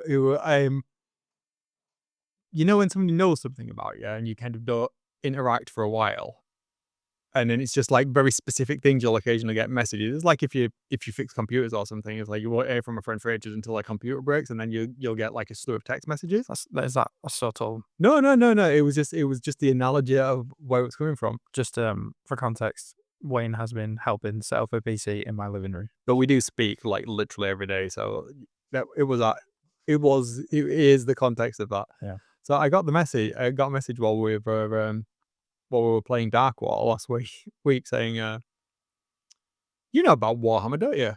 Can I ask you some questions? And I was like, oh, okay. I didn't expect this from you. Yeah. It's like, my daughter's boyfriend wants to get into Warhammer. What do you think? It went backwards and forwards over a couple of days of, like really involved messages of trying. I've never met her daughter. I've never met what. Did you make him settle on Dark Angels by any chance? I'm working on it, man. But it it went backwards and forwards, and they were getting very excited about it, like what I was explaining. They were like, yeah, so like the funny enough, they had heard the podcast. They do follow my YouTube channel and stuff. So she was like, "Oh, right. Just what do we need to get into it?" I'm like, "We? What do we need?" I thought it was your daughter and a boyfriend. Not young kids either. These are people that like, they're actual grown adults with jobs and things. So that weekend, they rocked down into the Warhammer shop, and not only did the daughter and the boyfriend come away with the start set, her and her husband.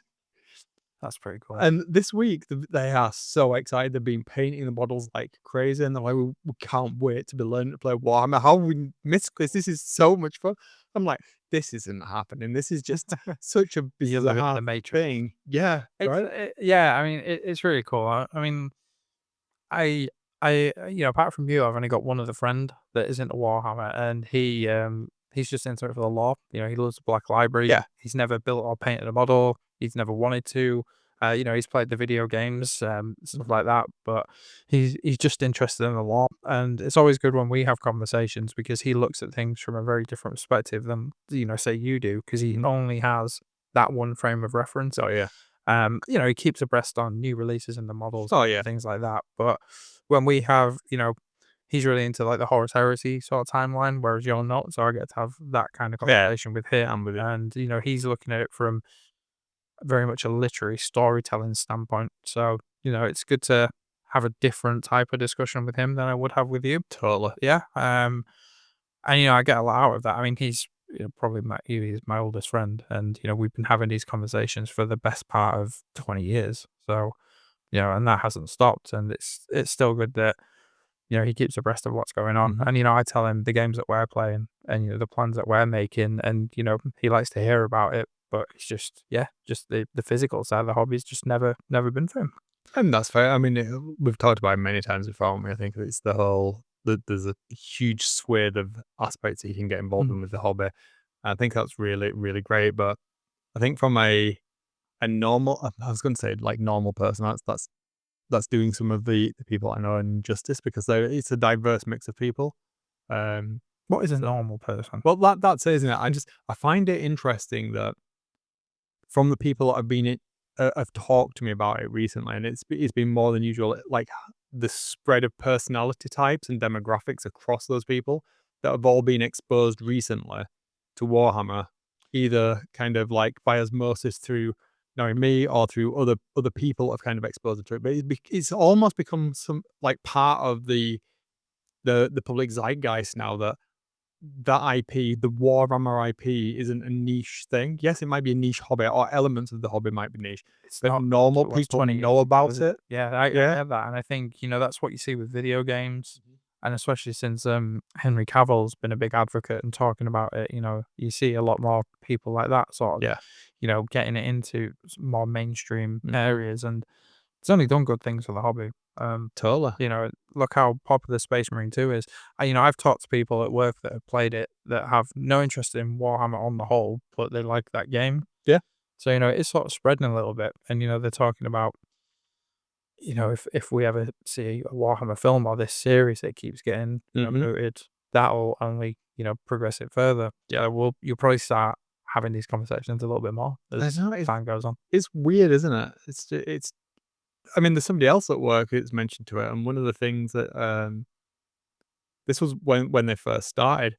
One of the kind of conversation kickoffs was somebody mentioned that I was into Warhammer, and just in the kitchen, it was, "Oh, my brother's really into Warhammer. You'll be able to help me with birthday and Christmas presents, what you get?" And it's like, but that person wouldn't have any idea about Warhammer in Depth of general, it, and and certainly wouldn't be something that you'd necessarily talk to at that point a perfect stranger about. And it was just like, this is really great that I'm having a conversation with somebody that doesn't really know about something, but they know who Ultramarines are, or that and it kind of that's just good. I love that level of popularity started coming to it. Even my wife, she has no interest in it whatsoever, and she said, "Oh, it's the Dark Angels you like, isn't it?" The other day, and going on about something. She's like, "They're the green." I'm like, "Yes, they are." This is it. And we talk like when she started talking about named characters and stuff, and I've had yeah, that when I picking little bits up. yeah, I can't remember the conversation we were having, but, I was talking to Soph, and she said, "Oh, is that Sanguinius fella?" Or something like that. I was like, "How have you retained that information out of anything?" And,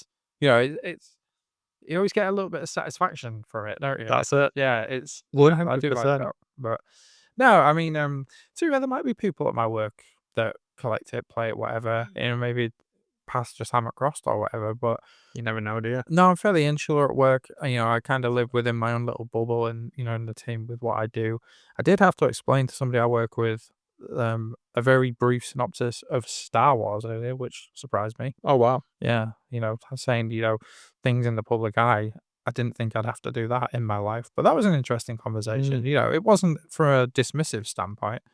I made an off the cuff reference about Star Wars, and then she said, "Oh, I've never seen Star Wars. Don't know anything about it." She was like, "What's it about?" I was like, "How do I explain that in such a how do I sum that up?" And I bet it's similar if somebody didn't know anything about Warhammer asked us a question Yeah. like that. Where do you start and how do you condense that? So, Well, that's my colleague that did ask me, she did say, like, "What's the story?" She's like, and a friend had tried to tell her, and she's like, "I don't really get it. Can you tell me?" And it's like, it was a really difficult thing to answer because to me, it's just like, you can't because sum I've it up. been in it, so yeah, Yeah, right? you can't sum it up in a couple of sentences, can you? No, we must I mean, I don't think I've ever had coffee as mu working together 3 years, we've never had as much coffee as we've had the past week. It was like, we're really, like, I'd kind of like I said chat, I've monologued, about Warhammer, and I found it, like, genuinely quite enthusing to be able to talk about it like that, but it's also been, like, made me think about what it is in a nutshell. It's like, how do you sum up what the Space Marines are compared to the Custodies and the Yeah. difference between them, and how do they relate to the Emperor, and how does all this relate to Chaos, and what's the Warp, and what's Earth, what's the Solar System, why is Mars so important, who are the Admech, who are like all of these things, and then we got into like this like tangential conversation about, oh, so the demons. I'm like, well, they are, but they're like warp entities. They're not like satanic, and all of these things. I was just like, oh my god, there's so much, and we can't do this over lunch. It's like we're gonna have to like plan out what we're gonna talk about in proper Did you do a spread? detail. Oh, I might have to PowerPoint? do a spreadsheet. Yeah, I might have to give her a test at the end of it. I'm like, It's like, in the Big Bang Theory episode, you've seen the Big Bang Theory, haven't you? I know you have. I don't know why I asked, but yeah, I love fun with flags. there's that there's that episode where Penny asks Sheldon to explain physics in a nutshell so Mm. she can learn what Leonard does for a job, and he always, he tries, doesn't he? And he always comes back to, you know, about Isaac Newton and everything, and it's always coming back to that starting point. I imagine that's how I would be explaining Warhammer to somebody. It Yeah, all started with the Emperor of Mankind, and then reeling off this whole thing, and I don't know where I'd start with this. I'd find that really hard. that's a really good point. What do you think? It's like this. What do you think is the defining thread that runs through 40K. Let's do it for 40K and AOS. I mean, I was going to say Emperor, but I don't know if it is. I think if I had to explain Warhammer 40,000, the universe, the setting, I would have to start with the Emperor creating the Primarchs. I don't think I could explain it any other way than Hmm. giving that backstory of, you know, creating his sons, giving them, a legion and the Great Crusade and yada, yada, yada, the Horus Heresy itself. I don't know how you could not start there. For me, that seems the logical place to start, to give the backstory of why the universe is how it is, you know? What about AOS then? Now that is a different can of worms altogether, isn't it? I mean, Start with old world. you'd have Like that. to, Yeah. yeah, because how do you explain what the Age of Sigmar is, with how do you explain the mortal realms without explaining what they used to be? Yeah. That's even harder. Man, that's going to scare people off, right? To tell you about this thing that you want to know about, I'm going to have to tell you about something Yeah, else that came before it that has really nothing to do with it, but you need to understand that before you yeah, can understand this. yeah, it's That's it. That's a complete head blank, is that, dude? yeah, that's even more difficult to explain Age of Sigmar, isn't it? It is when you think about it. But would you then, if you were explaining the Emperor, and like you said, you start with the Primarchs, would you start with I mean, well, Soph asked this very question, didn't she? Like last week or the week before. It's like, recently, who made the emperor? Where did they come from? Where did the Yeah, and that's how were they born? that Who sparked was a the wife? massive Like all of these things. conversation. Yeah, I think. I mean, Soph looks at things in a very, let's say, unique kind of way, and she asks very pointed questions and doesn't expect us to go on an answer that might last for an hour. Or maybe she does, and she's just winding us up. I don't know. We'll get her on the podcast one day. Properly. I know she's done a couple of readings about but 40k, and she's just like actually just well, I think so, because one of her brothers plays 40k, or did religiously play 40k for quite a while, and knows a lot about it. You know, he had he's got some very high level painted armies. But I think he's not playing as much nowadays. But yeah, he had some really cool looking models, and he had some wicked skills with an airbrush. But maybe she does know a little bit more than she's letting on. Could be, you never know. Maybe she's bluffing this whole time. Yeah, I don't know. Maybe she knows how to play. Maybe she just doesn't want to play with me. Well, you never know, do you? You never know. Who knows? I can never remember the name of the mum of the Primarchs. I can literally I can never remember that character's name. I want to say it begins with M. No, that's Malkador. Margaret? I don't know. I know. I read the mum of the Primarchs. I know the person of whom you speak, but I can't remember her name either. Yeah, because she hadn't. I wouldn't say she had a name. Yeah, she definitely had a name, and then she had like 20 kids. They'll probably come back to me about 5 in the morning. Did she actually have the kid? Did she actually give birth to the Primarchs, or was it just her genetic material? No, it was the genetic material. It wasn't. You're getting that confused with Metal Gear.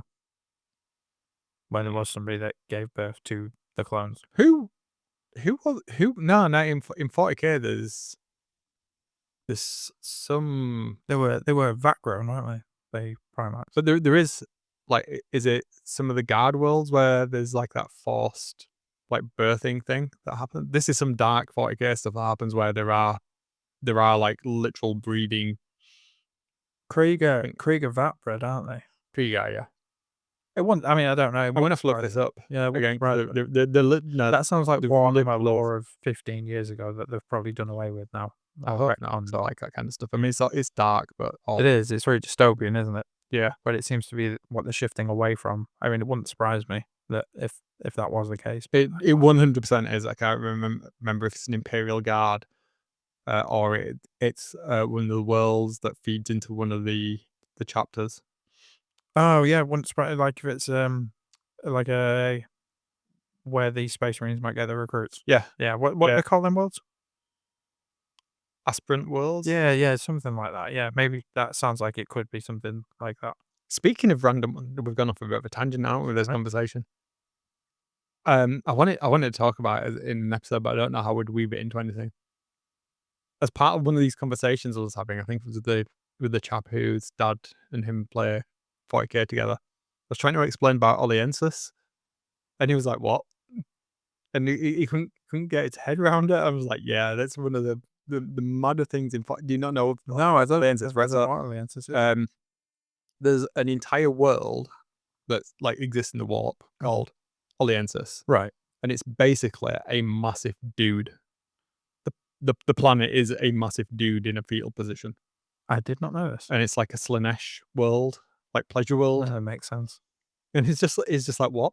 And I was thinking, well, what if it came into real space? What would the Nids do with it? That's where you should start if anybody ever asks you about Warhammer again. Start with that. Put them start with the sexy chaos god that makes like sexy people want more sexy time and excessive stuff, and then the giant planet. Why? I don't know much. I know of the planet. I know he exists. I don't know why he is a giant planet. I don't like how did he get like. I mean, that's really excessive. This is the first time hearing of it. There's that much excess. He became the size of a planet and then became a planet, and now people just hang out on Oliensis as a pleasure world. And he's sentient. I mean, I think I need to do some research before I can comment on this because, yeah, this is news to me. I'm surprised you've never heard of this. Yeah, I mean, it's quite, it's out there. In space. Well, in the warp. It's out there in the warp, mate. Yeah, I'll need to do some research because, yeah, I don't know anything about this, but I've learned something. One thing that I have found problematic as well, right? And not that. Not this, but this is going back to the entire point of this conversation. explaining the warp to people that have watched Star Trek and they can't get past the warp with warp drives. Oh, yeah. And it's Never like, thought of no, that. no, it's not the same thing, but they really struggle with it being. Call it the Imperium. But I Imperium. tried to stop calling it the warp and call it the Materium. Yeah. So I've been using those terms, Materium and Immaterium. And then I was like, so it's basically hell.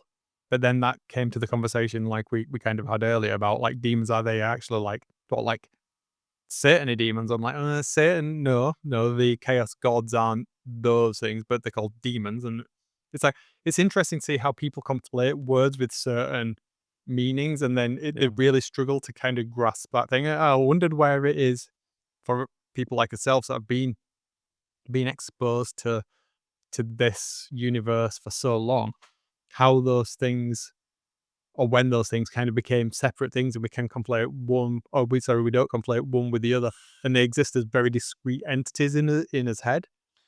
I think it's easier said than done. I mean, when you've got years and years of, this lore behind you, it's very easy to separate it from any other IP because we know how vast it is and, we do look at it from a very different viewpoint. It's hard not to cross the streams when you start and compare it to something that you already know. Because it does share a lot of similarities with, a lot of science fiction things, Yeah. in at a very base level, you know. Um, Yeah, it's an interesting point. I've never really thought of it that way. If I hear, I'm on the opposite end of that spectrum. If I hear the word demon, I think of 40k demons now. You know, Yeah, me too. yeah. And if I hear gods plural, I think of the chaos gods. Yep. So yeah, maybe that's just us being nerds, the nerds that we are. So that's what we, it's just become. That is the thing that we. Which I can't get this sentence out. That's what we equate it to now. Yeah. Yeah, It's never even thought of that. I've, I spend so much of my time thinking about Warhammer. It's when It's some untrue. It becomes What about the high street, clothing emporium Primark? yeah. Whenever I hear where somebody says Primark, Confirmation. I get a little bit of excitement if I hear the word Primark, but 99 times out of 100, it is referring to the high street clothing chain. Interesting. Like my favorite day of the week, other than Thursday, which is clearly my favorite day of the week, Thursday evening specifically, but my other favorite time of the week, and also my least favorite time of the week. I have a weekly meeting with a colleague, or a colleague is in the weekly meeting, and his name's Yarrick. Yeah, that's pretty cool. And I think I've told you multiple times that. You have. It's just it fills me with happiness, and he's such a nice chap as well. And you know what? He even looks a little bit like Yarrick. I'm just like, you are Does he have a like, giant metal hand? he doesn't, unfortunately, but he has quite a commanding presence. Yeah. Yeah, so when we're in those meetings, I'm just like, yeah, Does he wear like a military hat? alas, no. But he genuinely looks like Yarrick. I can't. It's not like I can get a picture. It's like I can get a picture because you look like this character in this sci-fi game Yeah, that we he'll never really talk like. to you again. He You'll will never straight in speak front to of me again. HR, yeah. But it is so much fun. But I also hate that meeting. So Yeah, and I think for me, there's a lot of things in real life that remind me of 40k, and I do like these little moments. I mean, I wanted to call my pet lizard Magnus, but I wasn't allowed. So, I always try and think about Warhammer as much as I can. I know that's a really daft thing to say, but I think, when you bog down in real life, when you got bills to pay and things are going wrong, or, you've got you've got a hard day at work, or you know what it's like. You get stressed out. It is a massive escape, and at any opportunity, if I can think about Warhammer, I will. And when I get these little flashes, like somebody that I might speak to at work that has a name that sounds like something similar to a character in the 40k universe, it's like even if it's just for a few seconds, it's just a little bit of happiness creeps into the day. I know. Do you know what I mean? yeah. Anyway. Again, I think of like being that all-encompassing different thing, and that's been one of the interesting things that I've found about having the conversations with my colleague who was telling about. 'Cause she's, as I say, she's very creative. She's in various maker spaces.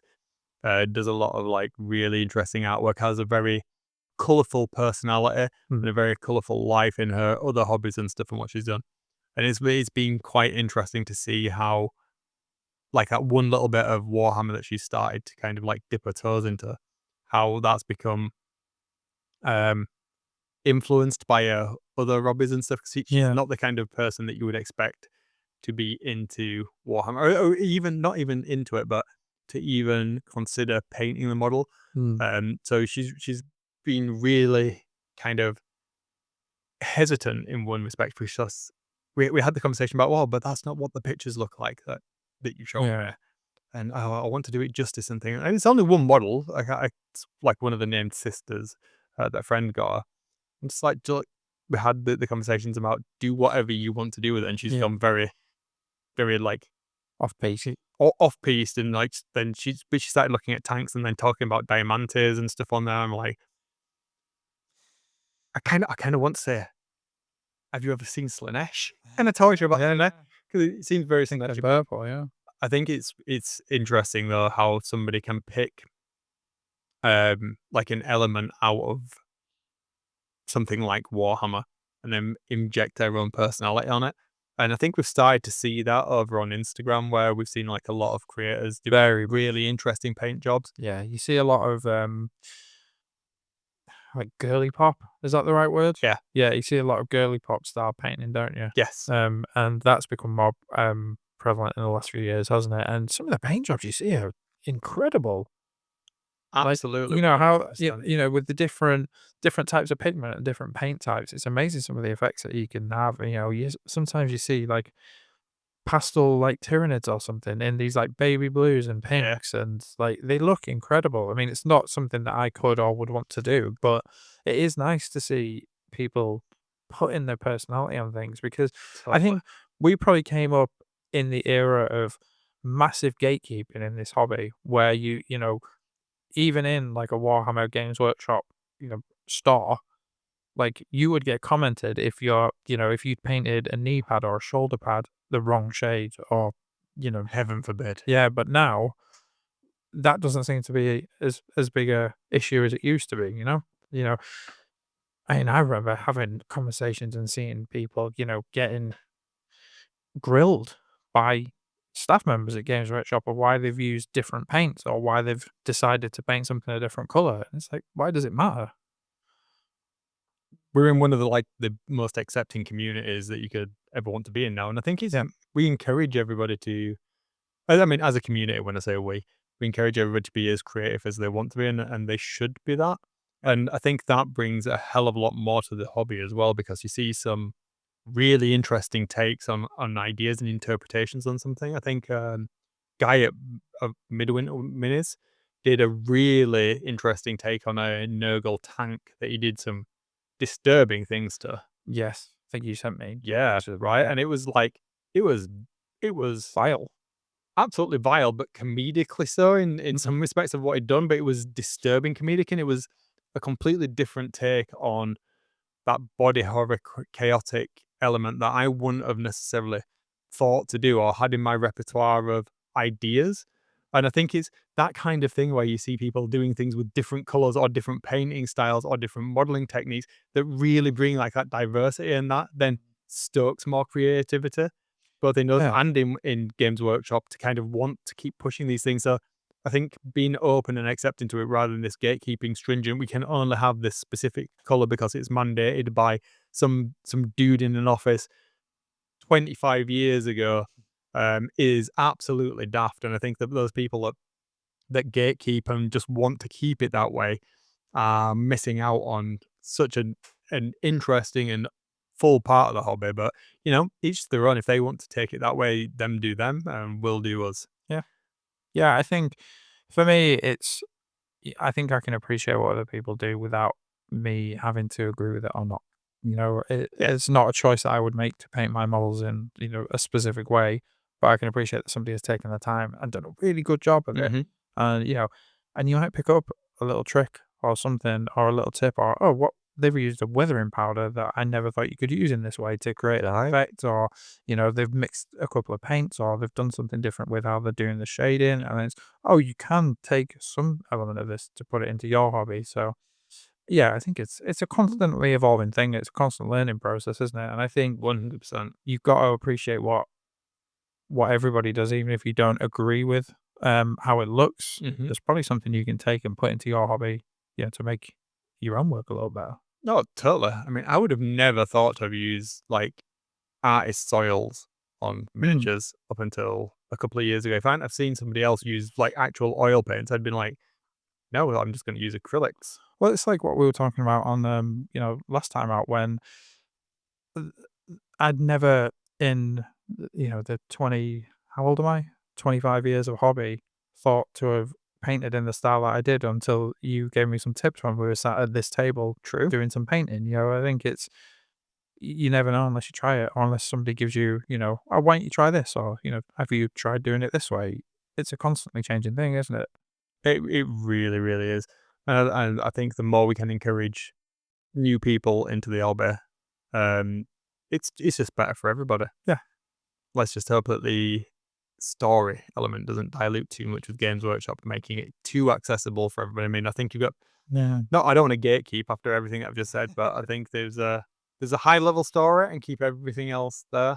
If you want to dig deep enough into it, but yeah, I'm excited for all of these new folk coming into the hobby. I'm excited for all of the future conversations that I'm going to have with some excellent people about some really excellent models that I absolutely love. That's a really positive way of looking at that. I'm trying Yeah, to. I like that. Yeah, I like Good. it.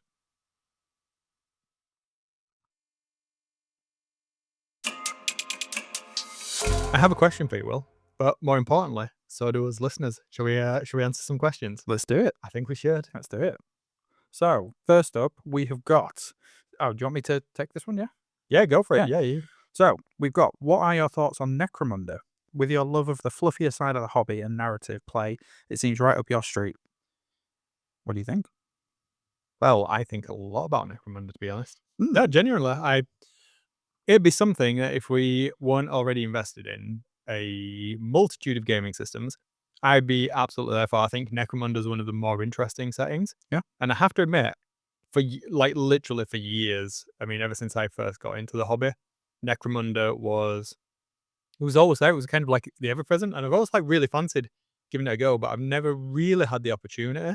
Yeah. Um, I think at first with the whole what they're called, the gangs, aren't they? Yeah. Because I remember when those first came out, and it was I want to say it was House of Escher, their first gang leader came out. I have a vivid memory of walking into my local Games Workshop when it was at the other side of the city centre, and a very enthusiastic, really, really enthusiastic Games Workshop employee in his wonderful red sweater running over to me. So little young Wayne at the time, maybe what 10, 11 years old, something like that, and just going. "Rah, rah, rah, rah, rah," And I was like, what? Oh, I didn't know what to do. And it was like actually saying new House of Escher gang leader. This guy was really, really into that new House of Escher gang leader. And it's been like one of my Games Workshop Warhammer memories. It's always been stuck there. So Hmm. I think that's when it first became present in my head. Yeah. And I remember the piece of Necromunda artwork. You've probably seen it, the guy with the big mohawk. Yeah. Yeah. Yeah. That was my first exposure to it. And I think the reason why it didn't appeal to me at the time was even as a young Wayneling, I wasn't into massively vibrant, over the top colors. And it just hit me as kind of like it had a hair metal vibe to it, Oh, you know, 100%. Yeah. full on over the top. Motley And I Crue was like, style. yeah, right. Yeah. Yeah. And that didn't appeal to me. Now, over time, I've kind of understood more about the law side of things as I've gone on my hobby journey. And I don't know, maybe in the mid 2000s, just as it was kind of getting into the early part of the newer generation of Warhammer. I think just as I was kind of like dipping my toes back in, I became more aware of Necromunda again. I'm not sure how. There's been a lot of time online, but That's really interesting you say, because that's kind of where my first impressions of Necromunda were around that time. all right, okay. Yeah, I mean, I think obviously, there's a little bit of an age difference between us, but I think you started your Warhammer journey before me. But I too have a vivid memory of the Necromunda shelf at my local Games Workshop at the time. And I started off with Middle Earth strategy battle game, as you know. So, looking at the wider Warhammer ranges, Necromunda always sort of jumped out at me. Sorry, I'm spitting across the table at you. Um, and I just thought they looked super cool, but I was kind of into that whole hair metal vibe. I mean, I probably walked into Games Workshop wearing a Skid Row t-shirt or something at that time, so I really liked how sort of out there they looked. So they looked dangerous and they had a lot of character. Yeah, yeah. But I've never owned a Necromunda model. I've never played the game. I don't know much about the lore, but I used to really love reading the White Dwarf articles. Like, Okay. I used to get that every month religiously, and the Necromunda part, when it was a bit bigger than it probably is now, Mhm. I used to really like looking at that, and that skirmish element appealed to me, but I never got the chance to play it. Yeah, I mean, I think the big thing that appealed to me about it was, like, the richness of the terrain and how immersive it felt compared to the other stuff that I was seeing around at the time. Yeah. And that coupled with the whole aspect of it being, persistent, like you having stats that carried over in your character, almost kind of like a hybrid element of D&D and Yeah, it's got an telling RPG that element. story, yeah. Yeah. That was really appealing, but I think because I wasn't playing the game consistently and I didn't have anybody at the time that I could perhaps express that side of myself in, Mm. it was very casual what I was kind of doing. There was nobody else that really shared that passion for it, even though I had, like, a couple of acquaintances, even going into college that were kind of into it. Yeah. They were just more into gaming in general, and I didn't feel like it was something I could explore. Even though I wanted to, it felt like it would be a very me thing. Yeah. It just never the opportunity, I suppose, never arose. So Yeah. yeah, I think in short, it's definitely there. It's something I would like to explore. I think is it the Ashen Wastes? Is that the newest version of it? I'm not sure, to be It's honest. kind of it looks I'm not up like to date with it, to be honest, but it feels very Star Warsy or looks very Star Warsy. Some of the newer stuff, oh, okay. like really, like it looks like you could have the villages settlements look like they're on like Mustafa. Ah. It really looks like it all the terrain.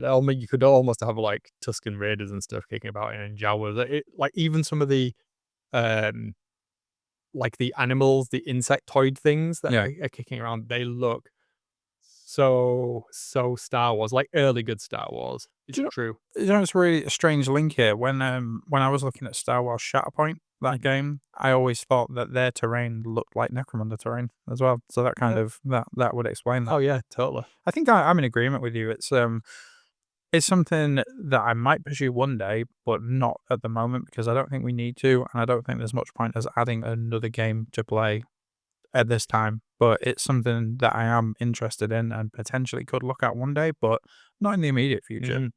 I do own a couple of the books. I have been, as my ongoing Collection. collection grows. Yeah, I did pick up a couple of the Necromunda books recently. Um, some of the, I think, not the current edition, not the previous. Cause I'm not sure what edition we're on now because it's kind of a rolling release. I think with Necromunda. I'm not sure. I do have a couple of them. But it's something that I would definitely like to read some more of the lore of. I think for the stuff that is set in like the Hive worlds compared to like the Ashen Waste stuff that's kind of I agree with that. Yeah, I like that Hive world idea. I think when we went to Warhammer World last year, we saw some of the dioramas there, didn't we? And that was yeah, I think they had like a train and it looked like that's yeah, yeah. and it looked very much like a Hive city with the different layers. And I like that side of things. I It's like it's got more of a flavor, I think, doesn't it? I mean, 'cause some of the dioramas we saw there.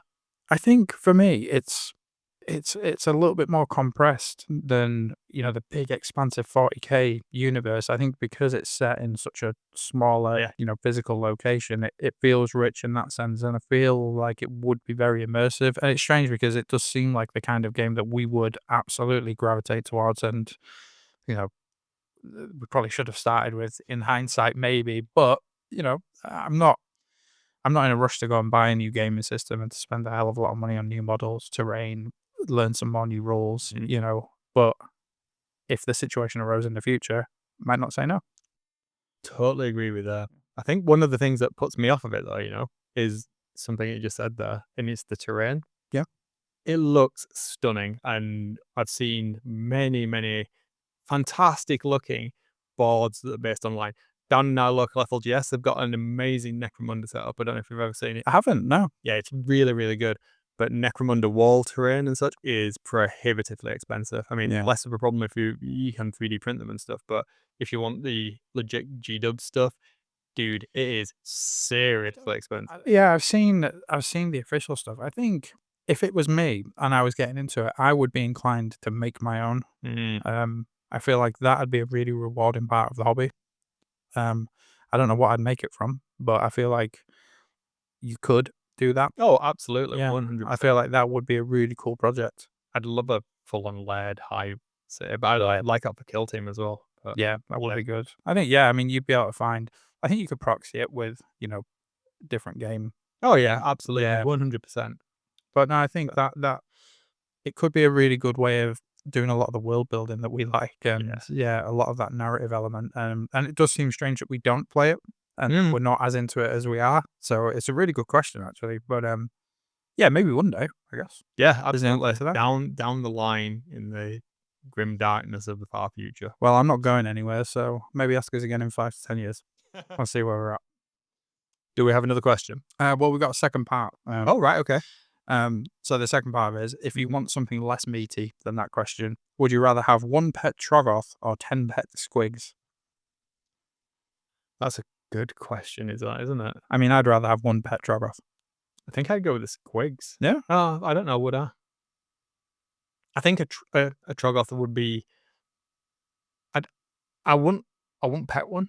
It's just too big. I think I would. I'd make a little home for it in the garage or something. I mean, it's not going to be little, is it? No. That's the problem there. Yeah, but it'd be interesting. I mean, I'm not a small gentleman by any means, but I think Neither is I don't think I'd be able to handle a Troggoth as a pet. I think it would take me for walks. Yeah, I mean, Whereas that's not a bad thing. what do you call this collection of squigs? Is it a herd? It must be a herd. yeah. That's you call the squig herder, innit? I want to say yes. I don't know. But if you think about this logically, you have more pets than me. I have a single pet. Actually, I have 2. But one of them doesn't count because he doesn't do anything. I have a lizard and a dog. Whereas you have a multitude of cats. I do have a collection of cats. So maybe that's why you've gravitated towards more of the smaller ones, and I've gone for a single larger one. I don't know. Something. I mean, yeah. I think like a lap-sized squig or a collection of lap-sized squigs, so long as they're well fed and they don't go like all mental, I think they'd be quite endearing. I'd like, Potentially. or you could just like, I mean, I feel like you could proper wrestle with them. Whereas I think if you wrestled with a Troggoth, You probably get killed. you'd probably get killed. Yeah. Plus, they look. I mean, the nose is just annoying me. I've got 3 to paint actually. Yeah? Yeah, the primed they're all built. Is that Gloomspite kill? Oh, Spearhead that I've got. Yeah, I really must get around to painting that. But yeah, squigs for me. all right. Well, that answers that. And do you want me to give you the next one? Go for it. So this is an interesting one. If you could wield any weapon from Age of Sigmar, what would it be, and what would you want to do with it? Any weapon. So are we Any talking named weapons or It says any weapon. any weapon? Yeah. I mean, I do have an answer for this. If you're thinking, Is it Galmaraz? Is that what you're thinking of? I mean, Gotrek axe is what I'm thinking. That's a good. Yeah. Yeah, go for it. I'm not even going to try and pronounce the Dwarven, but Gotrek axe is absolutely what I'd have. He has one of the pair of axes, doesn't he? That with Grimnir's. Who has the other? I don't know. Grimnir still has it, or Alright. had it. Isn't he dead? Well, yeah, Well, is, yeah. but I think it might have died with him. Right. Okay. But yeah, Gotrek has one of them, doesn't he? He found them in the ruins of somewhere in the Chaos Waste. Yeah, it's got the runes. Leeds. Sorry? Leeds. Leeds. Ruins of the Chaos Waste. Oh, Leeds is in Leeds, West Yorkshire. Yeah. Yeah, fair enough. It's just a cool axe. I mean, there's not really much more I can say. I've got some information about it up in front of me, but it's just a cool axe, to be honest. It's got the fire in the middle. It's massive. It's a runic axe. I mean, what's not cool about that? And what would I use it for? Chopping things. You'd use it for chopping things. I would. Yeah, I mean, I'd probably use it in the garden. I'd use it really overkill to chop weeds. I'd probably end up getting arrested because I'd take it to the supermarket because I get irrationally angry in the supermarket. You've never been in a supermarket with me. You probably don't want to. It's my least favorite place in the world. I probably would end up smashing up trolleys, shopping carts for our American listeners, and probably threatening people with it. But I feel like it'd just be a really cool accessory because even if it's dwarf sized, I feel like I could still rock it and it not be a full sized axe. Yeah, I don't. I'd probably use it. picture how big the axe would look like because it like Gotrek. I mean, AOS dwarfs they're not small dwarfs. No, I mean they're not. the proper Yeah. yeah. So I think it'd probably be a normal size axe pretty much. Yeah, I'd probably use it, realistically, I'd probably use it to peel potatoes. And that is massively overkill, but I mean, if I had the opportunity to do that, I absolutely would. Fair dues. Yeah. That's a good shout. I'll just destroy old furniture before I put it in the car to take to the tip. Just logical uses for it. I probably wouldn't go, seek out enemies of any description. I would use it for utterly practical purposes. Of course you would. Why wouldn't you? Just like splitting wood. You could get a wood burner. I mean, there you go. There's a perfect opportunity to get a log burner. Oh, well, I mean, they're going to get like legislated out of existence shortly, so I won't bother. But All right, buzzkill. sorry. Yeah, I know. But yeah. I mean, not only. I mean, it did have some cool rules. I think in the old, the old Warhammer iterations before it was the old world and things like that. But yeah, it's got a bit of backstory, hasn't it? It's True. I think it used to be able to create a shield around Gotrek, and I think it had some mechanics. I mean, I never played the game, but yeah, it just in the lore, it's always described really nicely in the books, and there's always this sense of majesty around it. And I love Gotrek, I love dwarves. You do. Yeah, I was always going to pick that, wasn't I? I mean, yeah, I wouldn't have even thought about it to be honest with you. To be absolutely honest, but yeah, that's a fair point. You would have totally gone with that. What about you? Anything you can think of? I kind of put you on the spot, haven't I? Yeah, but it's a good one, and I went straight to Soulblight after Galmaraz because that was the only thing I could think of at first. But I think now that I've had a little time to think about it, Zephyr Nebtar I think I'd go for, or Alakanash. So one of Alakanash is the big staff that Nagash rocks, Okay. but his sword, Zephyr Nebtar, is badass. It's got like a rib cage on it. Yeah. And stuff. You know what it reminds me of? I was going to say Have You Ever, and I'm going to assume you've almost certainly played Devil May Cry. Oh, absolutely. Yeah. It looks like the one that, not Virgil, the younger Dante box. I can't remember what it's called. Oh, He gets an upgrade when he's in Devil Trigger mode, and it kind of looks like that. Bigger.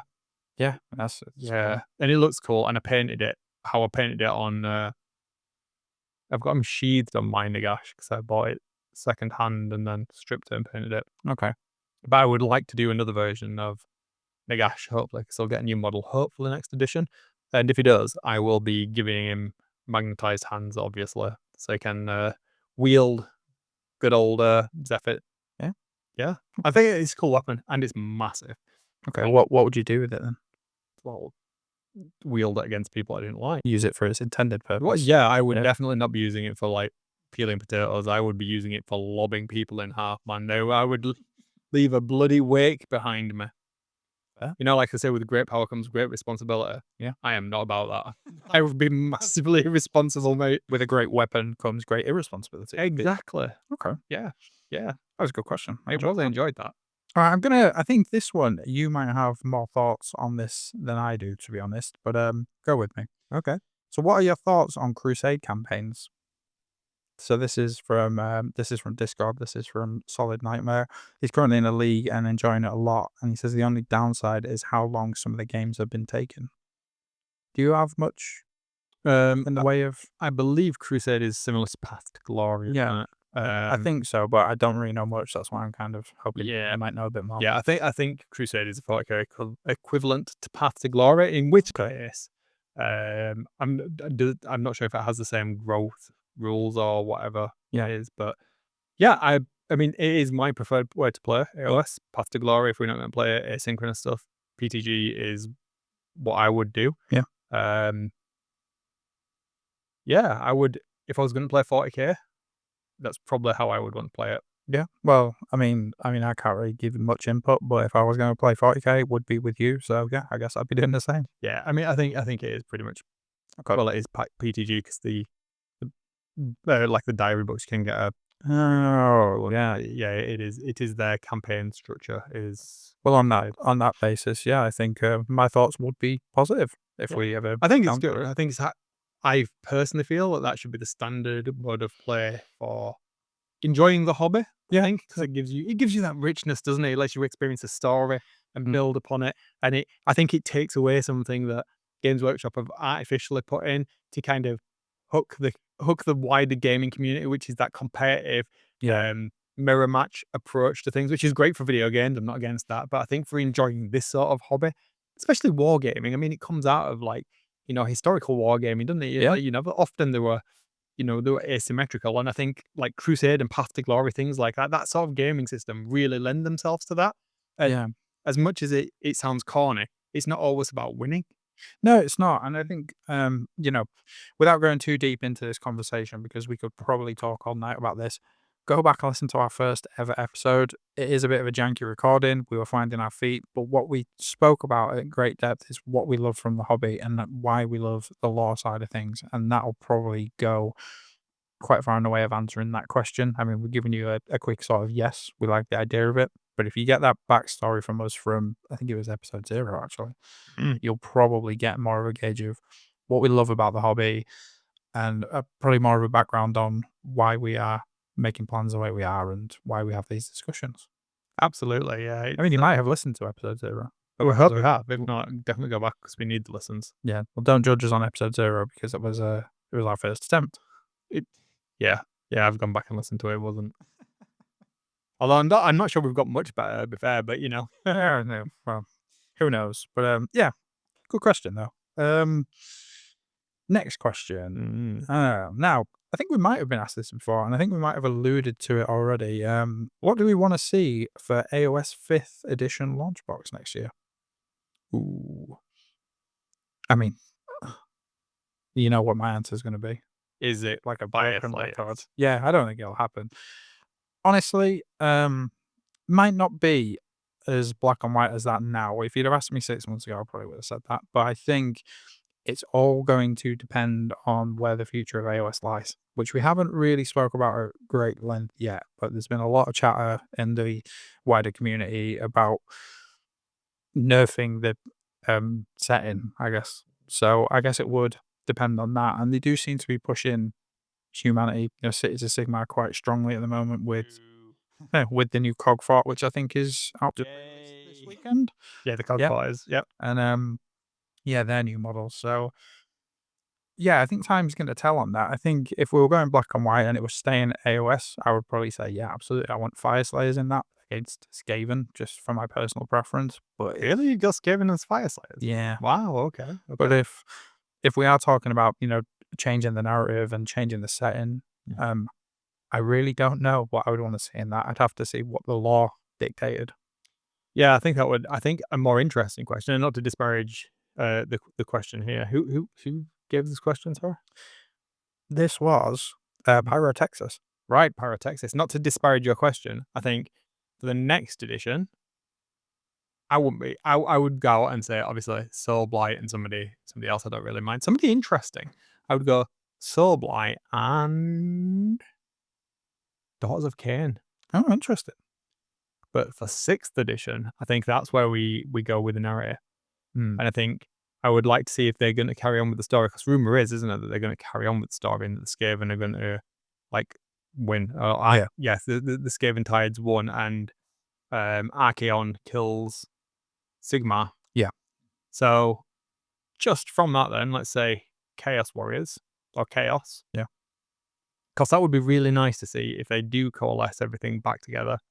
What would happen there? So and it gives them the opportunity to really get rid of those derpy Chaos Knights that are so itsy bitsy tiny, teeny, ridiculously small. Replace them with something better. And Stormcast. Yeah. Because they're getting rid of them, hopefully. Yeah. So And replace them with cities of yeah. Yeah. So I mean, this kind of goes in line with, we've got another question from David, whose name is Sauerkraut, which I think is brilliant. Kind of along a similar vein.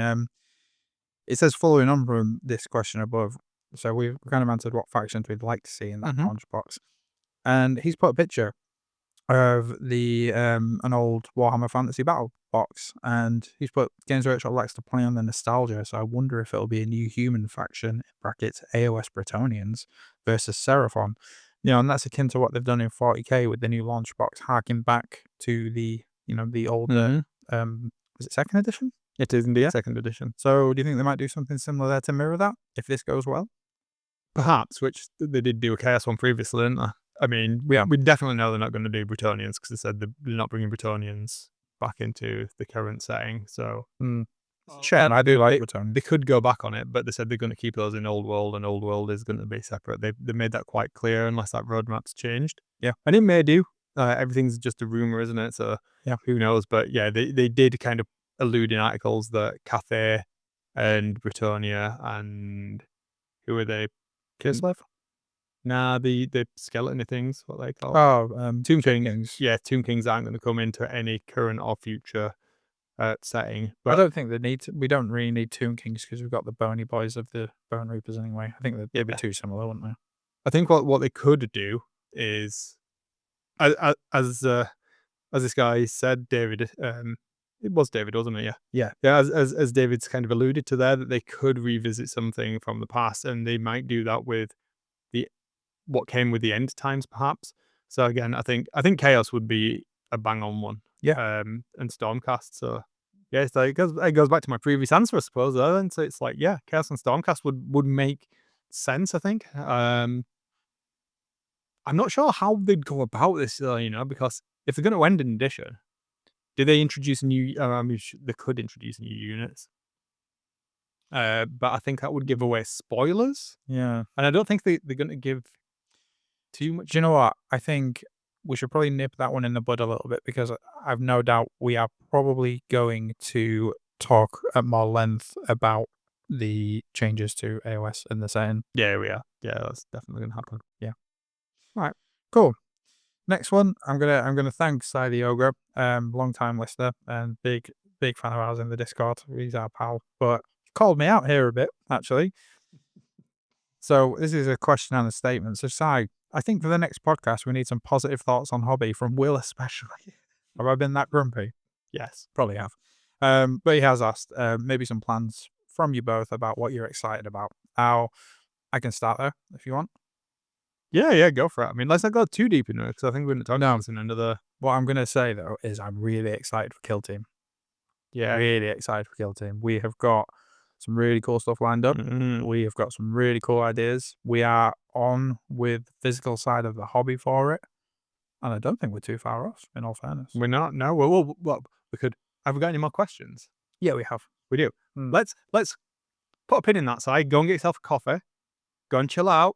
Let's calm Will down, and let's answer this other question, and we'll come back to the Kill Team stuff because I want to talk all about Kill Team. It's a separate conversation, I think. I know he's only joking, by the way. I don't think he was. He's coming to get you. He's called you out, Will. He's gonna own your dreams. Fair enough. But yeah, we do have one more actually. All right, okay. So I missed it, I think. Bear with me. So, first question. There's actually more than one. Oh wow, this is from Pyrotex as well. Maybe to flip the energy on the 11th edition reveals for Space Marines being lackluster. I guess he's referring to our response, maybe my response specifically for that. What would you guys have put in the box for the Marines to give it a bit more pizzazz? Now, one, Dark Angels. All right, I love the word pizzazz. Do you want me to go, or is it no? You go for it.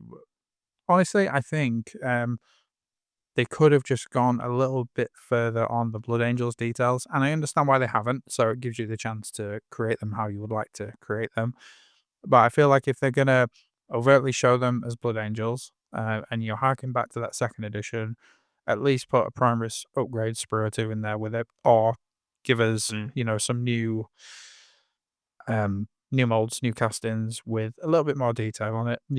I think that probably would have sold it a little bit more for me. Just to buy into it a little more and get a bit more excited because I do love Blood Angels. I'm a fan of the Blood Angels. But I'm not as much of a fan of seeing just stock Marines painted red, I guess. I get you. And I think we talked about it in quite some detail. And I don't think it was just you that were a little bit negative about it. I mean, I was definitely down in the dumps about it, and I still am.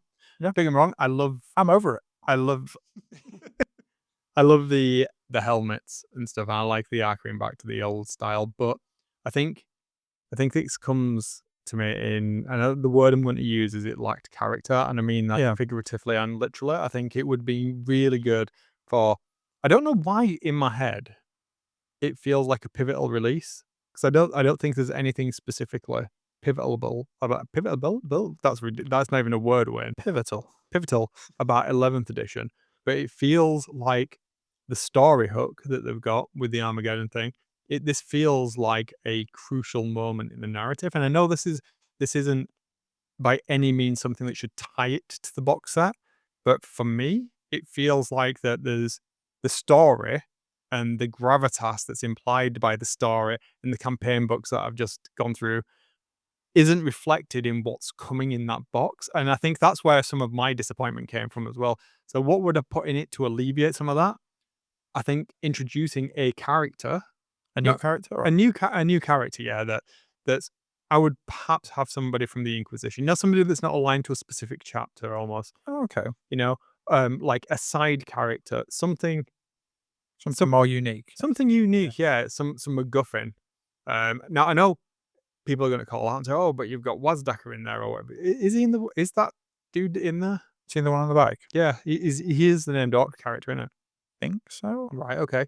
So yeah, there is that character in there, but I don't think that it doesn't feel like at the moment it is particularly pivotal in the narrative side of things, where I think if you'd had some MacGuffin that leads to the larger narrative that's going on.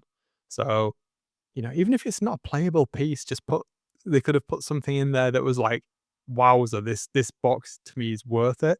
Where it feels all of the marketing around it is being nostalgia based rather than the content of it based. And I know there were quite a few memes that were going around of like, oh, we've spent the past 8 months of designing orcs. Oh, when's the box coming out? It's next week. Let's do some Space Marine stuff. And they had no. It does feel a little bit like they spent so much time leaning into the nostalgia trope and revisiting everything that, yes, the stuff is new and there's no denying it looks good. I mean, technically the sculpts are fine, but it's missing anything else that's not hanging off of that nostalgia for me. So yeah, I think something that gave it some character, perhaps even a dreadnought, a new version of a dreadnought or something, because that acts back to the New Furioso dreadnought or something. I think, yeah, I get what you mean. like that would have been great. Yeah, I get what you mean. Nostalgia for the sake of nostalgia. Yeah, and to be honest, the way you just explained it, I think I was subconsciously thinking the same thing without being able to put it into words. Right. Okay. In the terms of it seeming like a pivotal point in the lore and the story. That I think you've nailed it actually. Yeah. I couldn't quite put my finger on what it was, and I think that's exactly what it is. So I agree with that. But yeah, I guess that kind of answers the question. Yeah. I think so. Yeah. So the second part to it. Second part. Do you think that the quality of the COS releases and rules lately is an indicator that the last world rumor is true? Seems to me they're lining up cities to be the poster boy factions. So COS being Cities of Sigmar. Yep. Yes, I agree. I think they are lining them up to the poster boy. I think we kind of alluded to that, in the last question, didn't we? But yeah, I mean they've put a lot of effort into Cities of Sigmar because I feel like they were a little bit maligned before the last couple of months. Yeah, I'd go with that. But now they're being pushed. I mean, they've got one of the biggest models in Warhammer, the Cogfort coming, haven't they? And they're some really cool character models and quite a lot of them. Yeah. I think it does seem that they are lining up cities to be the poster boy. I would agree with that. Yeah. I think. Go on. I was going to say, I think this comes back to, I can't remember when we talked about it, but it does kind of fit in with what we mentioned a while back of making the Stormcast more elite and less prevalent in the setting. Yeah. So I think we kind of may have accidentally stumbled on a right prediction in that respect, because if they do this and they reset the setting, I don't think they can get rid of Stormcast realistically. I know the potential of the leaked story is accurate out there, but that would mean that the Stormcasts still do exist. I think what would be great is slimming down the Stormcast range and really making them special. Yes, let's make Cities of Sigmar the poster child. I think that is absolutely the right thing to do, even though I'm not going to be a fan. But I think having those with Stormcast as the background to them, Yeah. like the Stormcast super rare. Make them a bit more mythical. Yeah. I get that. Yeah, I think it's a real parity with Imperial Guard and Space Marines, isn't it? 100%. I was just going to draw that analogy myself. So yeah. I think that's very much the case. And I think, although we're not going to be in a rush to go out and buy the Cities of Sigmar stuff, I do like the sculpts. I like the direction that they're going. They're beautiful sculpts, even if you don't particularly like that range. I agree. And I think it's really, the designers are really nailing it. Yeah, I mean, it bodes well for AOS or whatever AOS becomes, with the quality of the models. And yeah, I'm excited whatever happens, I think, for it. So, yeah. Couldn't agree more. Yeah. I think that's about it for questions. That's decent. Yeah, I enjoyed answering those. Some fun ones, I think. Yeah, a lot to think about there. But should we take a little break? I think we should take a little break and come back. Let's do it. You sprung that one on me. I didn't expect it then. I didn't think we were going to be recording, you saucy bugger. I thought we'd just go nicely to the hobby update here. Oh, okay. Yeah, okay. We can do that. We can do that now. Do you want to start? I can take the reins because I don't really have much of an update this week, to be honest. Much of the same as the last episode. I've just continued some work on my Space Wolves kill team, which are nearly finished. Winning. I did find my little drill to bore out the Like My Little Pony.